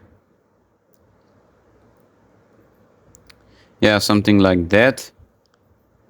Okay, so let's just go ahead and do some other cool stuff with it, and let's scale it down. Okay, that's fine. Let's add a loop cut here by hitting Control R. Let's add another one here, and maybe one at the side and another one at the other side. And okay, so what I'm gonna do, I'm gonna add another one here, something like that. So in solid mode, I'm gonna slightly move it up. So in face selection mode, I'm gonna select this face and all of those faces and click E to extrude. Select this one and click X and delete face. So we're left with it. And in edge selection mode, I'm gonna select these two and click F to fill it. Also there's one too. And click F and fill. And I think I'm gonna go ahead and select the top faces here and try to clicking E to extrude it down, to extrude it up. And I'm gonna select these one and hit Control, move it a little bit on Y-axis, and this one also. Just hit Control B to bevel it. And yeah, this looks fine to me. I think come up here, Control B, and bevel it also, so it does look fine to me. And I'm gonna slightly move it down while proportion editing is turned on. So in edit mode, in wireframe, in vertex selection mode, I'm gonna select the top one and click G and Z to move it on Z-axis. Okay, that's it. I think this looks fine to me. Just try to move it on X-axis like that. And I think the door is done. It's time to just delete this reference image. So let's create material for our door object and try to make it better. Let's go into material maybe so we can see it. So I'm gonna go ahead and create a new texture, hit Control Shift T, and into texture I'm gonna use a knotted pine bark texture. I'll put the link to it so you can use it. So go into edit mode, click A, click Q, and Q projection. Yeah, that looks fine to me. Let's select the outer side. Let's create a new texture. Control Shift T. Control Shift T and add another wood texture to it. Sakura bark here. Let's select it and click it. Select everything in new and Q projection. Select this object and make it a little bit darker. Set the roughness, the metallic all the way up and roughness to very down. Let's select both the object and in Control L and link material, so both of them having the same material. Okay, so I think we need to add some imperfection into it. So I'm going to go ahead and search for noise texture. I'm going to connect this to the roughness and connect color ramp in between. Let's play around with it. So let's go ahead into object edit mode and click Q and Q projection. And yeah, this looks fine to me. Let's go ahead and increase the scale of it a little bit. Let's connect the object to the vector. Yeah. Let's apply the scale and by hitting Control A, Let's just grab those both handles together. Let's increase the roughness, the detail level a little bit, and maybe the scale. I'm not going to very detailed with it, like it's like very far away object, but I'm just trying to. So let's connect this to the bump into the height. Connect the normal to the normal. Decrease the strength a little bit. Well, that looks fine to me, I think. Yeah, it's fine to me. Okay, so let's go ahead and create another noise texture. Let's connect the vector with the vector, so both of them are the same. So let's create a mixed color.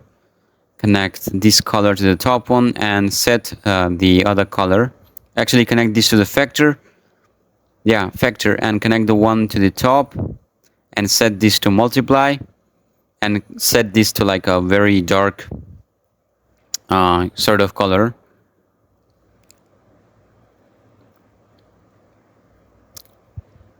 So right now I'm gonna go ahead and duplicate the color ramp. So Shift and D and connect it between the A socket and yeah. Now let's change the color. Let's make it very darker and let's make this color a little bit brighter. But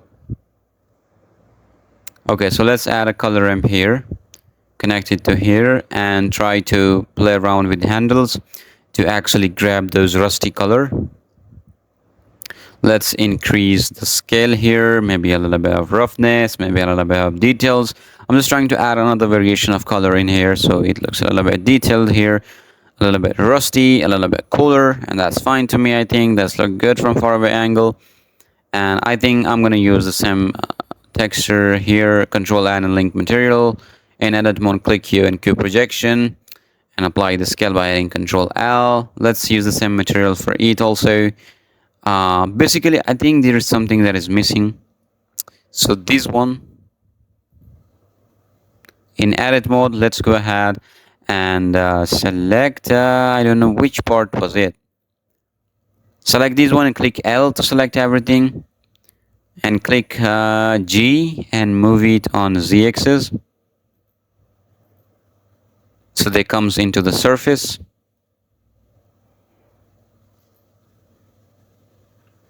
Something like that. Let's go ahead and move this up also. So let's go into material. I think if I add another material into it, it will look better.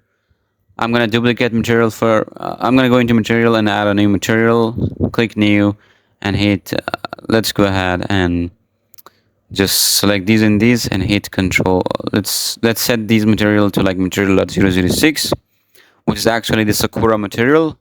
Also do the same for this one. Apply this to it.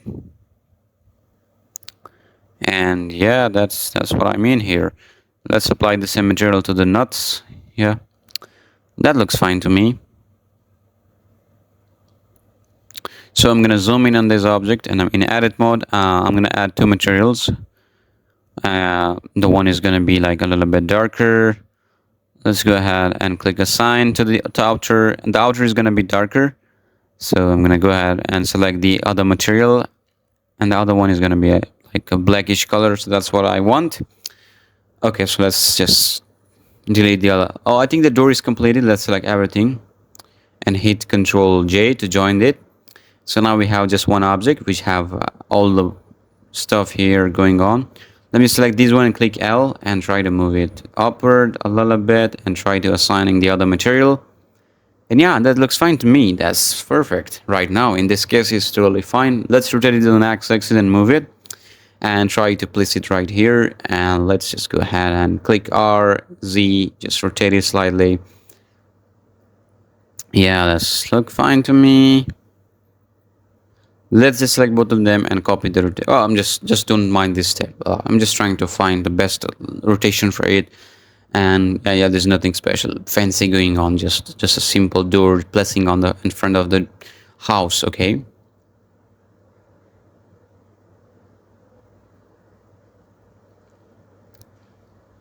That looks good to me. I think that's fine. I think it's done. I love it. Yeah, okay. I'm gonna finalize the scene here. I just added a fog. Okay, like this one. I'm gonna show you. So this big is the fog, which actually uh, I'm gonna set it. Okay, so it doesn't have a huge density here. It's not really dense, but I added another cube in the behind near to the house, which is very dense. So it's actually hide everything behind the house and just show me everything that is in front here. So that's what I want to show you. And it's not really it's very detailed. So I'm gonna show you what I got here from these two trick that I used to two of the volumes to make some really good fog, and I think that it turned out really good. So I'm just gonna show you. And yeah, if we go to render view, oh okay, so the Boolean object, so I'm gonna select it and click H to hide it so you can see everything perfectly. I'm gonna turn off every single overlay here, and let's see what we got here. So yeah, that's how it looks like now. It's like taking some time to render out, but that's the final thing we got from it. So yeah, that's totally fine. And yeah, so guys, thanks for watching, and I'll see you in the next one.